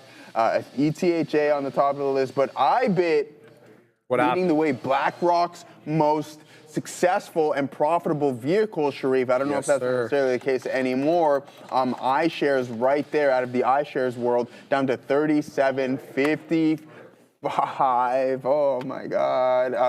NVDA there, guys, also on the daily. You can see it's only a matter of time, I think, until this neckline cracks. Who knows what we get on the earnings report? But look what happened with Google, right? Like, let's go over to Google and Palantir. You get those initial bounces, and then sure enough, you give up the majority of that move. We have now officially broken trend on Google, right? So even though you're starting to fill in that gap, this is the biggest, I think this is one of the biggest mistakes I've made in my investing career. This is the alpha dog right now. I don't care what anyone else has to say from a market capitalization position. Google is him, and I think it's going to continue to be him for quite some time, and it's going to take that first place market cap spot, I think, in the next maybe year and a half or something along those lines. Sharif, that's my opinion. You're copying my thing, bro. I'm not copying your thing. I was saying that like 4 months ago. Did you say it was the alpha dog? I didn't call it the alpha dog. All right, then you're copying my thing then there, brother. So there it is, guys. Man, come on, man. You know I said to you that it would overtake Apple. I didn't say NVIDIA, No, you did. I agreed with you, though. I agreed with you. And look at this had so much momentum, look at this dumpster fire over here on Microsoft. I mean, you can't even stop this one. No matter how many fire extinguishers you get, you're down 27%. And this was all fun and games. And I said this before, right? How's that one song go that you're 4 monkeys jumping on the bed until one fell off and bumped their head, and it's not so fun anymore, because that's what's happening in Microsoft, because all of this, after that earnings report, bang, we gap up, and then we just go on this steady channel to the top side, and then after that, it's like hasta la vista, see you later, baby. Never mind what happened there, because we are now south of that $556 mark, and it's funny, my buddy who works for Azure, we were just texting, our group chat was texting the other day, and he's like, oh man, I can't watch the fights, I'm working. He's like, somebody's got to get this stock back up. So, I mean, obviously he has no influence on that whatsoever. Does he have like options and stuff like that with work? They give so him it makes stock a difference then, and stuff like that. So, but down 30% off of those highs, so bear territory in a couple of these, in these tech names, man. Not too good of a look whatsoever, and there goes my pen. I got to go to Dollarama. And I'll get some more of these fountain pens. But yeah, that's what Joseph we got options, man. man. Go ahead, It's man. 1:15. I thought Sia was coming in. She's not. So let's get to the news. Yeah, all right, Alphabet earnings. Joseph just talking about them right now. Well recovered off the lows, Assassino, into 2 1/3, and they're doing not bad here. So let's talk about their earnings. EPS came in at $2.82, well ahead of 263. Revenue a little bit shy of 114. We're talking about 113.83. The street was looking for 111.43, so an easy beat there, more than $2 billion. And their net income rose sharply. Their profitability is up 30% year over year, up to almost $35 billion in profit. And they're saying it's supported by operating leverage despite heavier investment. They've been spending huge on CapEx, yet they're able to be so profitable and increase that profitability 30% year over year. That's definitely an achievement there. And probably helping that is the insane percentage growth that they had on Google Cloud, 48% year over year growth there. I think that's substantially higher than about 10% higher, I would say, than Azure. I think Azure came in at 38 or 39. It missed the 40. So a big beat there, bringing that top line number still smaller than what revenue, than the revenue Azure and AWS are bringing in. 17 2/3 billion. That beats expectations. And their cloud backlog, which is essentially like their RPOs, the remaining performance obligations, surged 55% sequentially. So that's how much demand they can't meet because they need more compute. And that more than doubled year over year. And if you want to quantify that 55% sequential increase, it's about $240 billion in our remaining performance obligations. I think Oracle was saying something like $300 billion around that time. They're saying $240. Management wanted to emphasize that cloud growth is being driven by AI workloads and enterprise adoption. And this is kind of what we were talking about, Joseph. We were talking about the fact that they're able to monetize their cloud spend, their AI spend, in a lot quicker than the likes of Meta, because Meta's got to realize more ad revenue, whereas they can just start, you know, renting out their servers vis-a-vis Neo Clouds and make money that way. And that seems to be what is happening here, and that's why the numbers are up so much. Let's talk about their advertising revenue. 13.5% surge year over year, up to 82.28. So of the top line, 113.38, 82.28 is ad sales. Their YouTube revenue grew as well, 9% year over year, up to more than 11 1/3, but that actually missed expectations.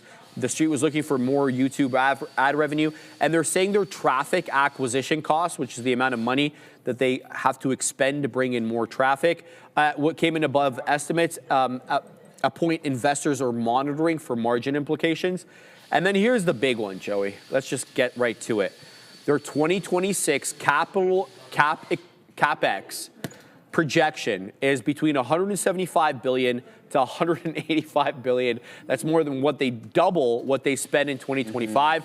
And it's a lot above whatever range you were looking at. I had 110 billion. Brendo had 113 or 115. That's what the street was expecting. It's well above that. Most of that's going to be on AI compute. And Gemini, 750 million monthly active users, up from 650 million. So 100 million users added in one quarter. That's a quarter. That's not year over year. I mean, there's a lot going on with this name, and that's what I'm talking about. This is the alpha dog right now in this AI race, if you ask me. They're spending the cash. They have the best LLM. Their margins are starting to thicken as well, too, out of all things, Sharif. You're seeing that increase double digits year over year. So a lot of big things, and then also Google Cloud continuously growing. And Sundar's like, hey, we need to spend this money to keep up with the demand. Backlog is up as well, too, a substantial amount. And I'm going to remain, this was the biggest mistake, and I don't know why. Obviously, everything is hindsight, but this was the biggest investing mistake of my life, and I'm waiting for this pullback because I'm going to get involved in this name because it is going to be the alpha dog of the market, and I think it's going to be able to rule for quite some time. We joke, Sharif, you know, you and I say this is the ultimate tech ETF. It's the case. So many noises again here. Think about in the instance of the ad revenue being really the carrier of this, but watch out for Google Cloud as it's growing at a substantial clip, and I think it's going to continue to do so. Otherwise, they wouldn't be spending that amount of money in order to keep up with the demand. So monthly active users up substantially once again, and I think it's going to be, we talked about this for quite some time, is that Google had the most amount of data out of all of these hyperscalers and the AI startups in the LLM game. But it took them some time in order for them to take that first place spot. But what they have done now, they're taking it with vigor, and I think they're going to continue to do so. Watch out, OpenAI and Anthropic. Yes, sir. Thank you very much to Shap 100, $5 super chat. Thank you very much, brother. It's rare to find people with as good as energy as you guys. Everyone at Trader TV Live has infectious, positive vibes. Keep it doing it live, boys. Thank you very much. Appreciate Shap for the $5 super chat and the very kind words. We really appreciate that, my man. Let's go on to the next topic. We're expecting Amazon after the bell today, and AWS is certainly going to be in focus. And here's what UBS is expecting for Amazon. They reiterated their buy rating, and they nudged the price target up a little bit, up to 311. They're characterizing the stock as a coiled spring, and they're arguing investors' expectations have not fully caught up to the scale of Amazon's next phase of cloud and AI-driven growth. The modest price target increase kind of reflects that rolled forward valuation assumptions, along with obviously that higher AWS revenue and CapEx forecast. They went on to say when it comes to AWS, they're looking for Q4 of 25, which is a quarter of the reporting, to mark the second consecutive quarter of AWS acceleration. After it had stopped accelerating, they were decelerating in increase in percentage year over year. The UBS now models AWS's capacity roughly doubling by 27, driven by aggressive infrastructure investment, again, in AI workloads. And they're saying, listen to this CapEx, bro. Q4 2025 to Q4 2027, they're estimating CapEx to be $344 billion, which is up from their earlier estimate of $300 billion. And just specifically AWS CapEx, excluding all the other Amazon divisions, for that 2-year period, mind you, to be between 225 to 260 billion. Again, I don't think we're going to get that 2-year CapEx guide from Amazon. We'll probably get one, but that's what UBS is expecting the 2-year outlook to be. They're also arguing that the market is not yet pricing in a scenario where AWS revenue doubles by 2028. And then they say beyond AWS, UBS is highlighting the positive spillover effects at Amazon's ecosystem, including faster gross merchandise volume growth. Their e-commerce division is picking up. Advertising revenues, very little spoken about, but it's one of their highest margin products, and it's one of the fastest growing as well. A lot of advertising on their platforms now. And investments across logistics, content, satellite connectivity, with that Blue Kiefer kind of push by, what's his name? Your boy Bezos. So they could be competing with Tesla soon. Yeah, all right. I just want to touch on one thing. The only disappointment, which is kind of comical, is that YouTube, I'm pretty sure ad revenue was down slightly, didn't hit projection. That's Google. Yeah, that's what I was talking about, Google from Google before YouTube. So, yeah, as for AWS, guys, a lot going on with this one. I think we don't even really talk about the e-commerce section of it anymore. It's AWS. How much are they going to spend on cloud growth, et cetera, et cetera. And I think it's going to continue to grow. These guys are spending an insane amount of money. They're just throwing it around like it's essentially nothing. Capital expenditures of around $344 billion. Like, these guys are just tossing cash around like it's like throwing caution to the wind, essentially. So, yeah, watch out for these hyperscalers. And someone said this interesting. 2026 is the year of capital expenditure. Well, we thought that of 2025, but it just continues to grow and it's not slowing down anytime soon. We'll see what 2027 brings, but we want to take it one day at a time. I like all of these names, and if the market doesn't like what these guys are spending on right now, then sure enough, if things start to cool off, then they might like that even a little bit more. Keeping more cash on hand is always a good thing in the stock market. But as you just continuously buy these hyperscalers at great prices, and I think that's going to be the narrative. Google breaking that downtrend, Amazon not really doing too much either. Watch out for the earnings report after the bell, but these good names are coming at really good prices. Good point. And speaking of good prices at good names at good prices, Mopar. Shout out to Mopar for life. $5 super chat. Thank you, Mopar. I'm assuming you worked for Chrysler at one point there. Bought 500 shares of Goog, not Google, Goog, at $144 on leverage. Is that why the market won't go up? They are trying to get me, aren't they? I don't think so, brother. I think you're well in the money. You're over $200 in the money. And you've probably held that position for a long time. I remember when it couldn't clear that 190, 200 top, and it dipped down into that area. Good on you for picking it up. Let's take a look at the chart on Google here for a quick sec before we go on to the next story. This Goog, by the way. All right, let's flip to the daily. 144. So, oh my days. You have it from here. You have literally the low in the tariff tantrum. You have the tariff tantrum lows. That's fantastic. And you're up 150% on your money. Well, not right now, but at the highs you were. That's fantastic look, man. I don't think you should be complaining about that. You're up 135% of your money based upon current price action. I don't even think this is a bad look for Google, quite frankly. And look at these bottoming tail candles. On Google, look at those, dude. Listen, but I think that buying off that level, the uptrend has been broken. This is a nice rebound. Yep. A test of the lower end of that. I think we get a little bit of a pullback because again, this is a hyperscaler name that was at from the trough to the peak was up 135% or something along those lines. Like you can be the big dog of the house, you're still going to see a little bit of a pullback in my opinion. Yeah, for sure, of course. Let's go on to NVIDIA. Chip licensing back in focus. The Trump administration is willing to allow China's ByteDance, which owns TikTok, to purchase NVIDIA's H200 AI chips. The approval does hinge, though, on license conditions that are tied to national security.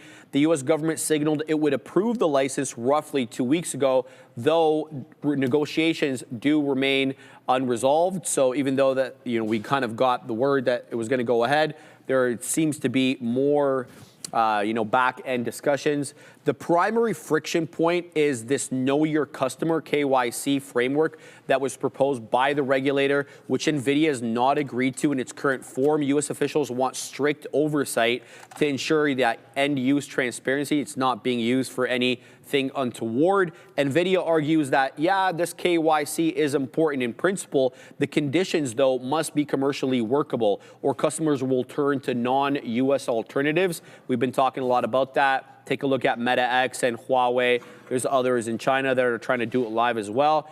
The company warned that overly restrictive rules could accelerate the shift towards foreign chip suppliers. President Trump himself has reportedly greenlit the sales in principle, underscoring a more pragmatic stance, toward controlled exports. But we've seen pushback, whether from the Senate, the House. There's a lot of, people within President Trump's own party that don't want these to make their way to China, Joey, NVIDIA. I mean, a lot of this is just becoming noise. What's this here? Oh, look, it's Sean and Tom Lee, baby. That's great, Ram. You got to show this to Kati. He's not here right now. Here, man. He just left, too. Him and Tom Lee watching the Super Bowl together. Who knows? Maybe Sean is involved with a little bit of BM&R at some solid prices. Yeah, so right, bro. Ram. There you go.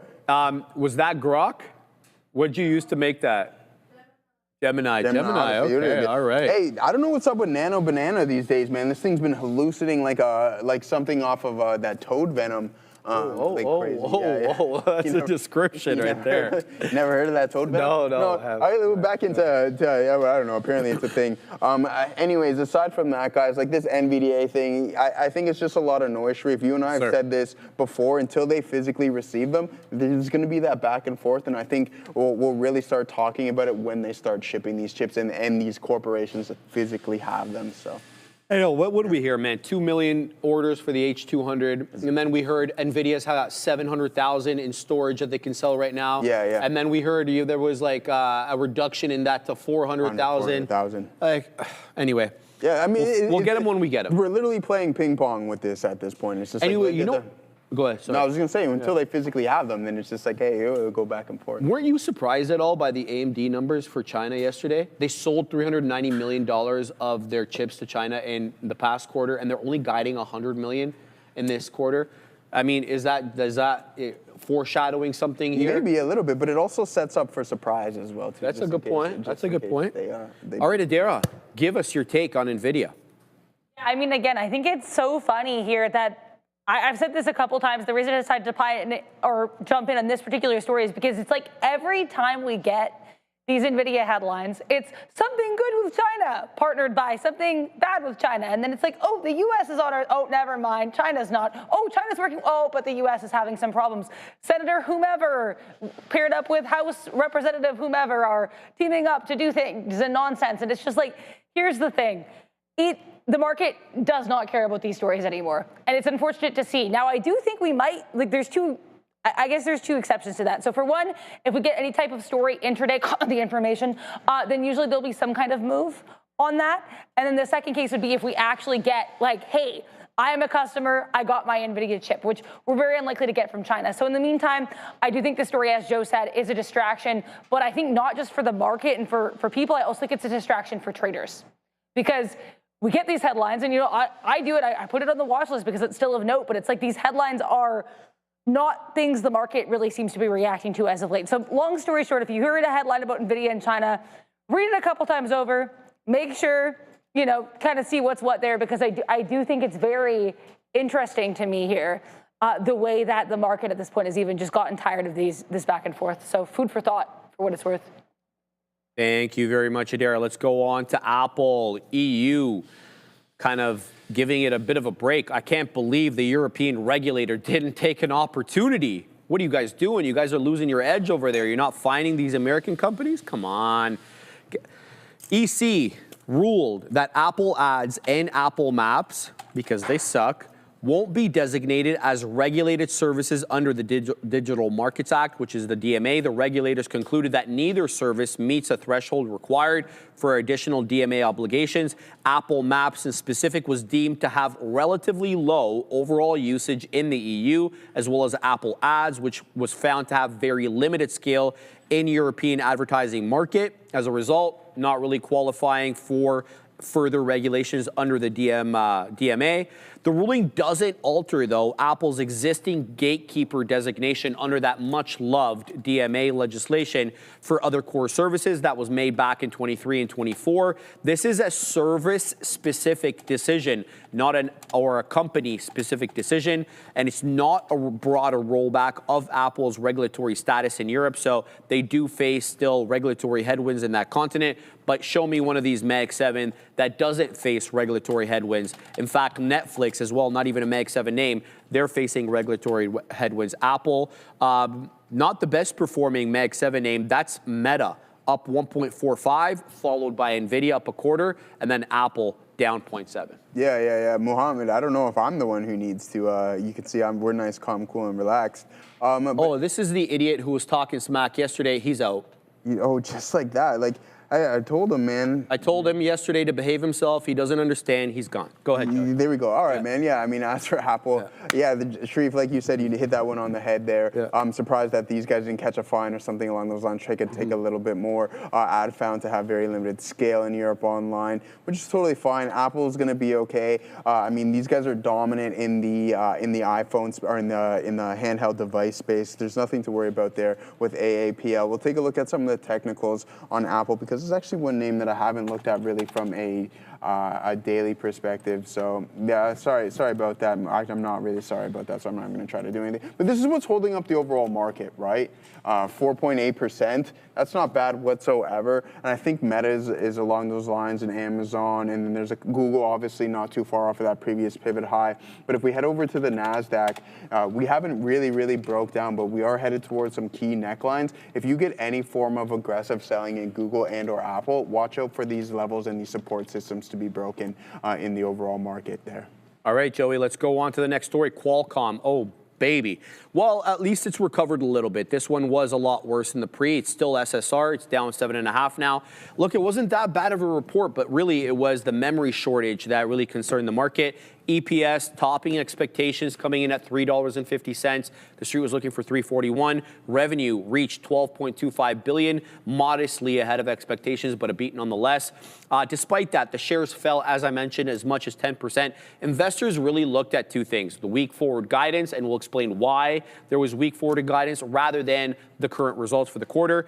Now, this is what the guide was: adjusted EPS of $2.45 to $2.65 on revenue of $10.2 to $11 billion. The street was looking for more. They wanted $2.89 EPS. That's way higher than the range given, and $11.11 billion in revenue. Management did really want to emphasize here, though, the guidance shortfall is supply-driven, not demand-driven, and that memory is the glut, or is not the glut, but this is the bottleneck, excuse me, in the supply chain. Executives pointed to a global memory shortage driven by, of course, data center demand for memory, which is crowding out supply for smartphones, for consumer devices, all things Qualcomm focuses on. Limited memory availability, Joseph Options, is constraining device production. And we heard this from Apple, did we not? Remember when Apple reported? Yeah. They said that, smartphone demand was through the roof, but they were having trouble making more because, margin compression with memory. Memory availability is now defining the size of the mobile market, according to the Qualcomm report.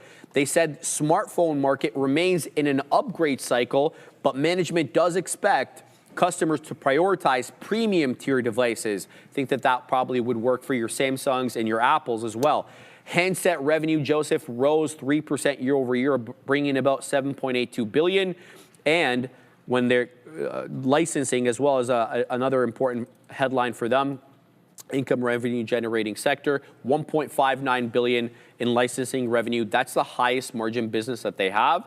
And net income profitability about $3 billion. That's slightly below last year, but they're still profitable. bringing in billions. Yeah. I mean, Qualcomm hasn't been horrible. Like, if you look at it, there's quite some consolidation. It was choppy for quite some time. If we pull up the daily here, and then you thought that you're going to get a sustained breakout just due to the length of the consolidation, but that wasn't necessarily the case. And this is the area in which I was talking about. You get that strong pop up into 207, but then sure enough, you just give up the majority of that move and head a little bit lower to $137. And it's the same narrative, right, across the board. And like, just look at this. You go back to August of 24 to this whipsaw breakout. So that's over a year of just kind of moving sideways and trading within that $30 range. And then eventually you can't break out any higher and you head towards some key support levels. I think 123 might be in the works. You do experience a little bit of a gap down, but if this is filled, once that happens, then you get that slow curl over 121.63 and a break of that zone. You can see a little bit more trouble there in Qualcomm. All right, Joey, I'm out of all LIMN, but Bovin pointing it out. Thank you very much, Bovin. LIMN is breaking out. It wasn't able to clear that 190 basically all day. I want to say from 10:10 a.m. It's above it right now and looks like it might be on the way to 192. So LIMN, at least for the moment, breaking structure with higher lows. It does have higher lows, so this could be, you know, a nice flat top break, maybe into 2. 197 is the high of the day currently, by the way. Let's go on to the next story. ARM, very similar to Qualcomm. They don't do the same thing, but there's a lot of overlap. They missed their licensing revenue expectations despite solid year-over-year growth. Q3 licensing revenue jumped 25% now, more than $500 million in revenue, $505 million, but that fell short of the 520 expected by analysts. Investors also kind of reacted negatively to only modestly better than expected guidance, which failed to offset the concerns around the near-term demand. Let's talk about their revenue mix. They reported record quarterly revenue of $1.24 billion, driven largely by AI, especially from data centers. Where have we heard that? Oh yeah, everywhere. Despite the AI momentum, though, the licensing licensing miss is dominating sentiment, I should say. And speaking of that licensing, about 50% of ARM's largest end market accounts for about 50% of their total revenue, their smartphone market, that is. Analysts warn that global memory shortages, again, would probably put a bit of a headwind against that smartphone market that they have, and as well any slowdown in Chinese handset production, to whom they supply a lot of their chips. If you know ARM, you know really that's what they specialize in, low energy using chips made for mobile devices. As well, their ARM continues to push into data centers, Joey, and server chip designs, but still by no means above their smartphone business. That seems to be the biggest one. Yeah, it seems to be the case. I mean, with ARM, non-GAAP operating expenses rose 37% year over year to $716 million on research and development. I mean, Sharif, you're talking about the licensing and other, still growing at around a 25% clip, which isn't horrible. Full year 2026 revenue guided around $505 million, the royalty around $737 million with a 27% clip right there. I mean, there's still some going on. The smartphone and app processors dominant, 99% share, higher royalties rate per trip, which isn't horrible. Guidance around 1.47 billion.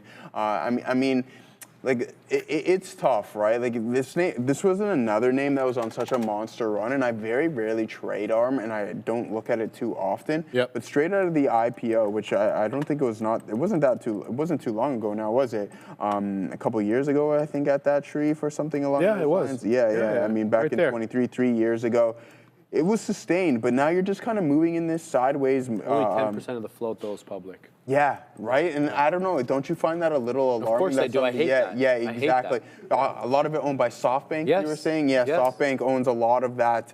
So for me, why would you even want to partake in it? Because then they can just manipulate the price. Obviously, they would want to do it in their favor. But even if you get involved, you're still at risk if only 10% of the float is out there for the public. I like that you brought that up. I want to shout out Save Man Woman. Great point. We were talking about demand for obviously chips in data centers. And I'm going to build on your point, Save Man Woman.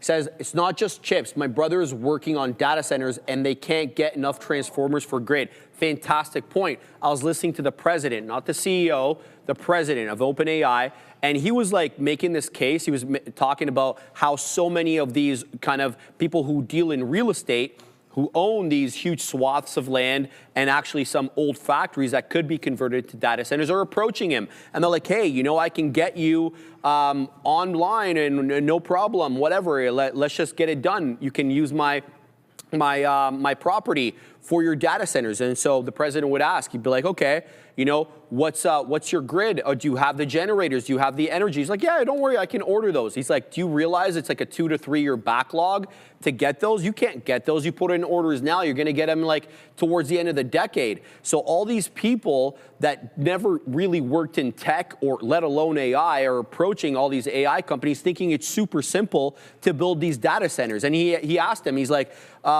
you know, like, what's your uptime? For electricity purposes. And he's like, whatever the local utility company is.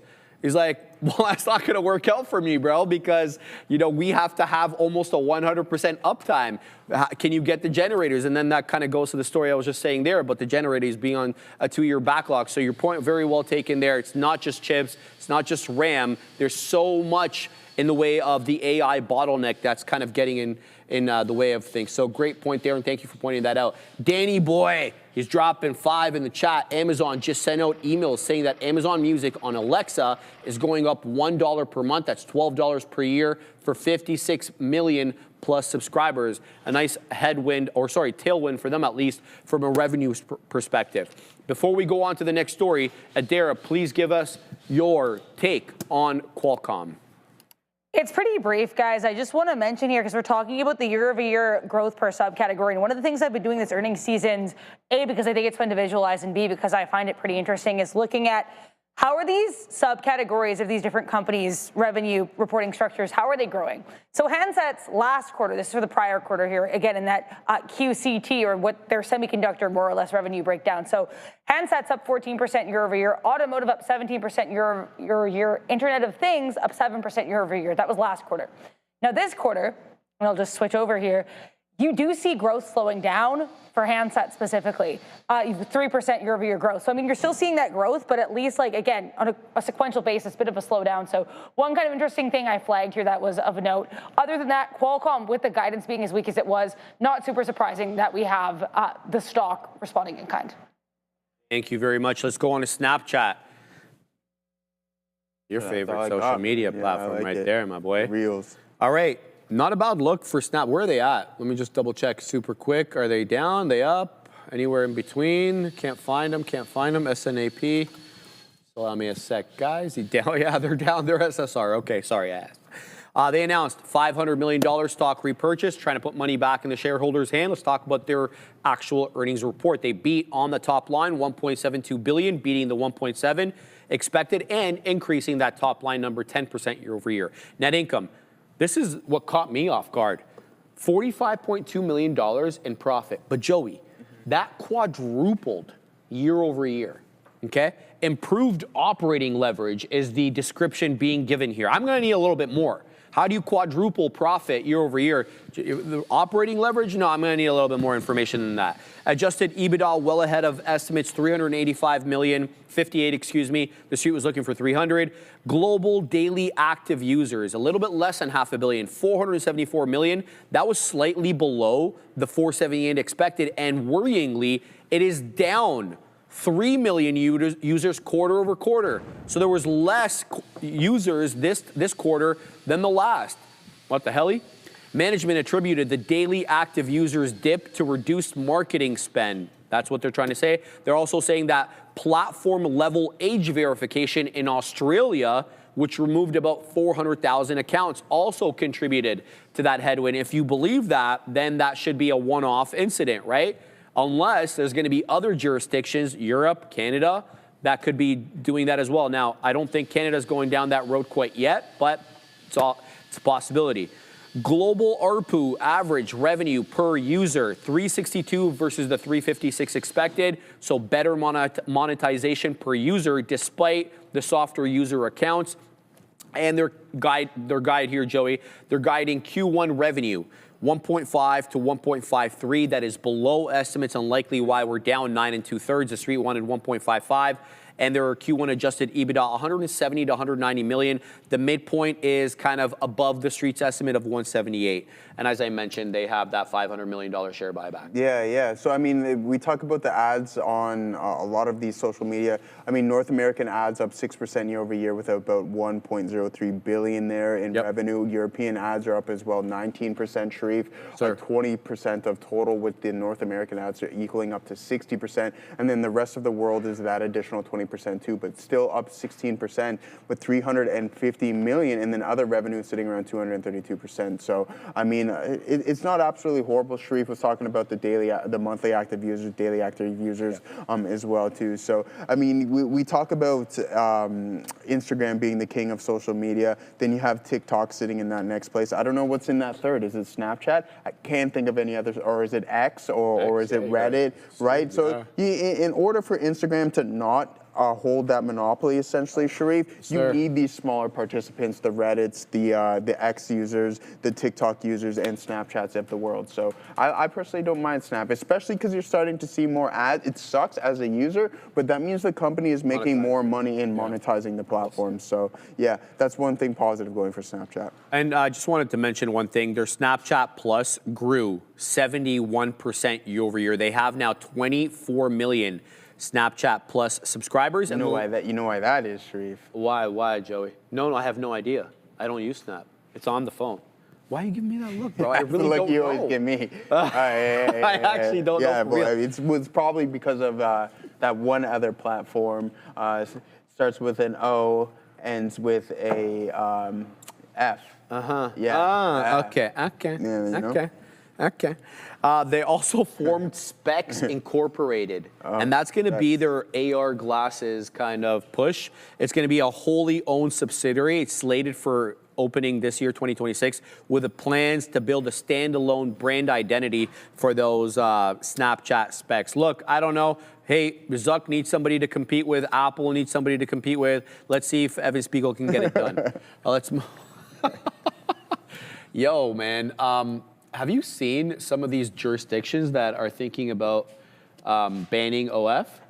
Yeah. But dude, I mean, the amount of money that some of these individuals are making is absurd. Like as much as like LeBron James.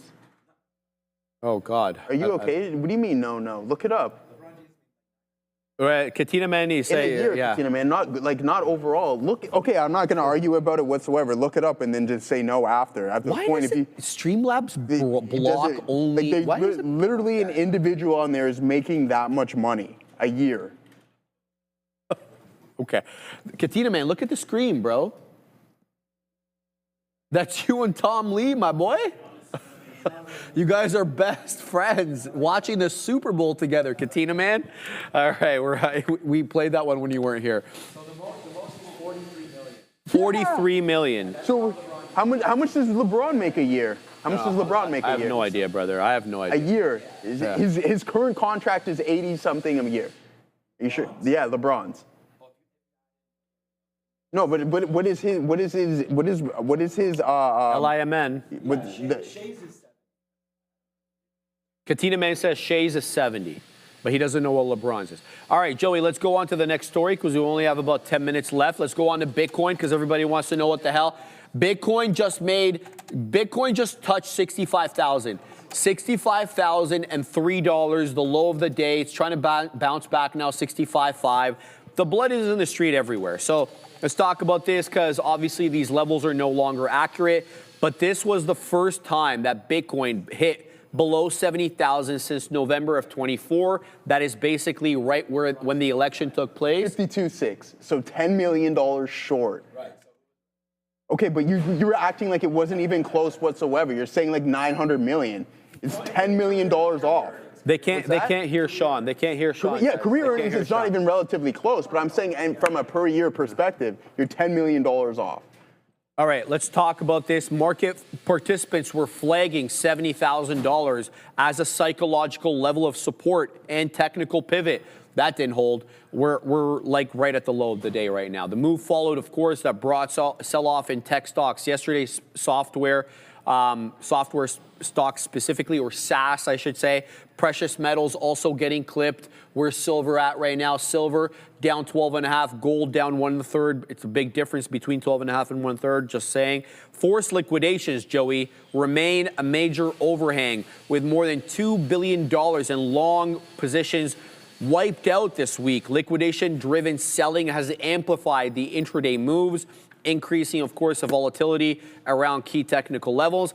And while institutions were previously seen, as that stabilizing force for crypto, institutional demand has reversed materially. And this is vis-a-vis Crypto Quant. This is that information they're giving. U.S. Bitcoin ETFs are now net sellers in 26, even though we're just about a month deep, after purchasing about 46,000 Bitcoin this time last year. Bitcoin now roughly, probably more, obviously, in fact, not probably, it is more than 40% below October all-time high of 126,000. Not a good look here, Joey.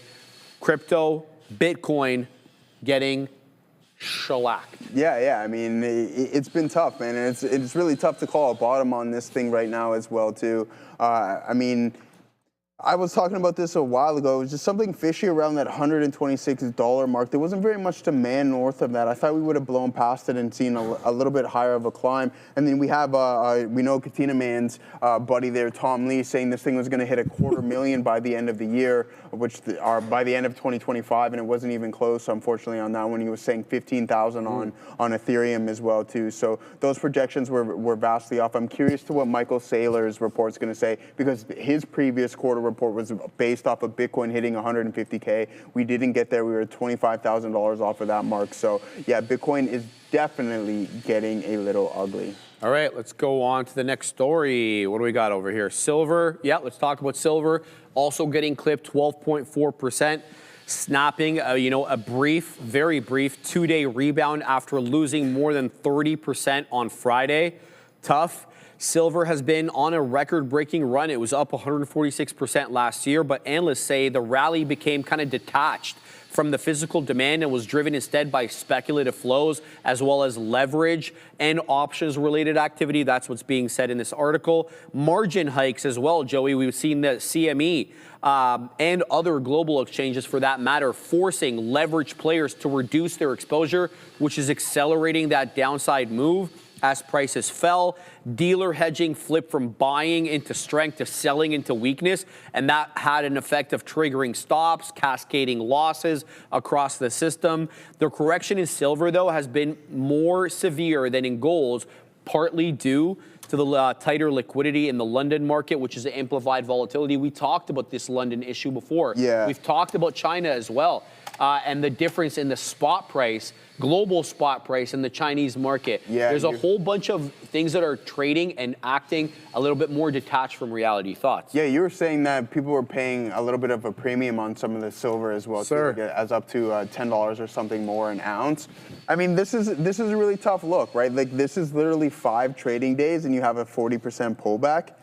When you're over leveraged and you go on these monster runs, I thought the last place you would expect this is in commodity land. And it's unfortunate that we're going on in this case. That's why there is an increase in margin requirements with SLV and all those things, so these things don't happen. It happened with the GameStop and AMC things. So yeah, and Bitcoin. Remember, we've seen that. We've been seeing it a lot. Yeah, I mean, but we haven't seen those. They're still allowing those extreme leverage products. But remember we were like, we saw them, it was like 3,000, and then we saw it was like 2,500, they were dropping it, now right? It's like 300 and so on. Exactly. So they're going to have to do that, right? Because you don't want these people over leverage. You get that 1% pullback, and the next thing you know, your account's blown up and you're on margin call and everything along those lines. But this was the last space I was expecting this to happen in, is in silver. Even though it's been on a substantial run, you didn't expect that from commodity land, in my opinion.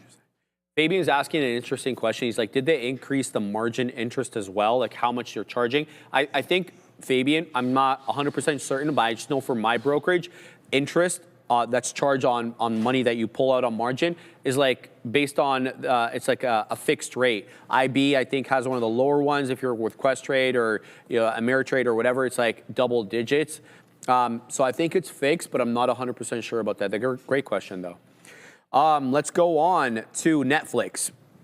President Trump said he will not be involved in the dispute between Netflix and Paramount Skydance over the acquisition of all or part of course, Warner Brothers Discovery. He said both sides contacted him, but he decided the matter should be handled solely by the U.S. Justice Department, marking a clear reversal from the stance that he took in December. This removes a layer of political headline risk that had been hanging over the deal, if you believe that, right? I'll just go back to his comments in December. He said Netflix's proposed acquisition of WBD could be, quote, could be a problem due to market concentration concerns. He had also indicated he might personally be involved in reviewing or approving the transaction. Wednesday's comments yesterday represent a notable about-face, whatever the hell that means, I've never heard that expression before, shifting the spotlight back to traditional antitrust review channels. No, in case you're wondering about this, Netflix has a $72 billion offer for the acquisition of WBD that does exclude their linear cable televisions, their legacy cable televisions as well, but it does include the film studio, HBO, and HBO Max, Paramount Skydance. They countered with a hostile bid takeover north of $108 billion for all of WBD, so you wouldn't have to go through the selling process and moving your legacy media assets. The battle highlights, that broader industry consolidation pressure we've been seeing, Joey. And if you're talking about the antitrust scrutiny, let's talk a little bit about that. Ted Sandoros, oh my God, you should have seen this guy testifying in front of Congress. It was hilarious. He was in front of the Senate Judiciary Committee, and he emphasized confidence in a merit-based Department of Justice review. But I was telling Breno this morning, you should have heard this guy's introduction and his little speech there before he started taking questions. Sandoros is what I'm talking about. He was the best salesperson YouTube could have asked for in the history. He's sitting there outlining why YouTube is so great to serve, a bigger purpose, which is, hey, there is no antitrust issue. YouTube is so much bigger than us. They have so many more viewers. Their budgets rival some movie budgets like Mr. Beast, et cetera, and all the people kind of spending big money. It was amazing. It was just like, are you the CEO of YouTube, bro? Like, what's going on over there? It was hilarious to watch. Anybody want a good chuckle? Invested in Alphabet. Watch that. Netflix, Joey, it is down, up 1.4. Yeah, I think it's just good that Donald Trump's not getting in the middle of this thing. He's got enough to deal with already. I think you got to let the DOJ obviously deal with this one. Again, and it's the same thing with Google, right? Like, the stock is getting beaten up. This is one of the largest streaming platforms on the planet in hundreds of millions of households. It's just a weight on its shoulder right now. And as soon as this deal gets done, it may take a year or two, but eventually, when it is done, I think it's going to lift that weight off of Netflix's shoulders. WBD obviously in favor of that over Paramount Skydance, and I believe that's the right move in my opinion. I think Netflix is just significantly better than what Paramount's got going on. And once this deal is done and everything, all the air is cleared, I think that the real projections of Netflix are going to continue to grow. And I think it can be it's still good. It's in second place right now. I don't know if it's going to top YouTube's dominance, but it's going to be 1A and 1B in my opinion, just from a content standpoint, because we know that content is king at this point, and Netflix is going to have the rights to such a massive catalog, and that's why I like it. Once this is done, weight off the shoulders, and then Netflix is going to continue to climb a little bit higher. Just before we go to Adara, guys, LIMN taking out $2, 215 high. What a breakout. What a hold here of the higher lows. Taking out that 190, and once it took out that 190, we told you something was afoot, and there it goes into 215. Watch out, though. Still, the small cap gappers really haven't had great continuation today, but almost up 50%. All right, Adara, give us your take on this latest story. Yeah, let's talk about Netflix. I agree with Joe. I think it's a good look that he's not getting involved. And I have to say, kind of random, because he was posting or reposting old articles on Truth Social as early as like on January 9th or 10th, saying that, Netflix cannot have Warner Brothers. So he has already kind of expressed opinions. I mean, at least now he's not going to get formally involved. He's going to leave that to the Justice Department. I do like that decision. But B, what I found interesting here is, if I was Paramount Skydance, I'd probably be pretty nervous, because this whole idea of a potential FCC, save there was kind of the biggest thing keeping PSKY afloat in terms of, do they have a chance at this deal? Now, I mean, to be clear, there was still, I also watched that, of course, that Senator Senate Judiciary Committee hearing, subcommittee hearing rather, with Ted Sarandos, CEO of Netflix, and Bruce Campbell, CSO of Warner Brothers. And what's interesting too is certain senators, including Cory Booker, made it very clear that their issue might not just be with Netflix acquiring Warner Brothers. They might have an issue with anybody, including Paramount acquiring Warner Brothers. So that's going to be, I think, the line to watch. Though it is interesting. I say the word line because there was very clearly a party line in terms of people who were kind of uncomfortable with the acquisition as a whole and people who were very uncomfortable specifically with Netflix acquiring Warner Brothers, and that tended to be Republicans. So yeah, I mean, I could analyze this for hours, I won't, but either way, I think it's an interesting update. I'm very curious to see, kind of now that we know Trump's stepping aside, I'm really curious to see how all of this plays out, because I do think there's an argument for either side, though I do think if I was Paramount, I might be a little scared that I would lose here. Thank you very much. It's the DOJ, not the FCC, but yeah, thank you very much for that. All right, 2 o'clock, we're going that way.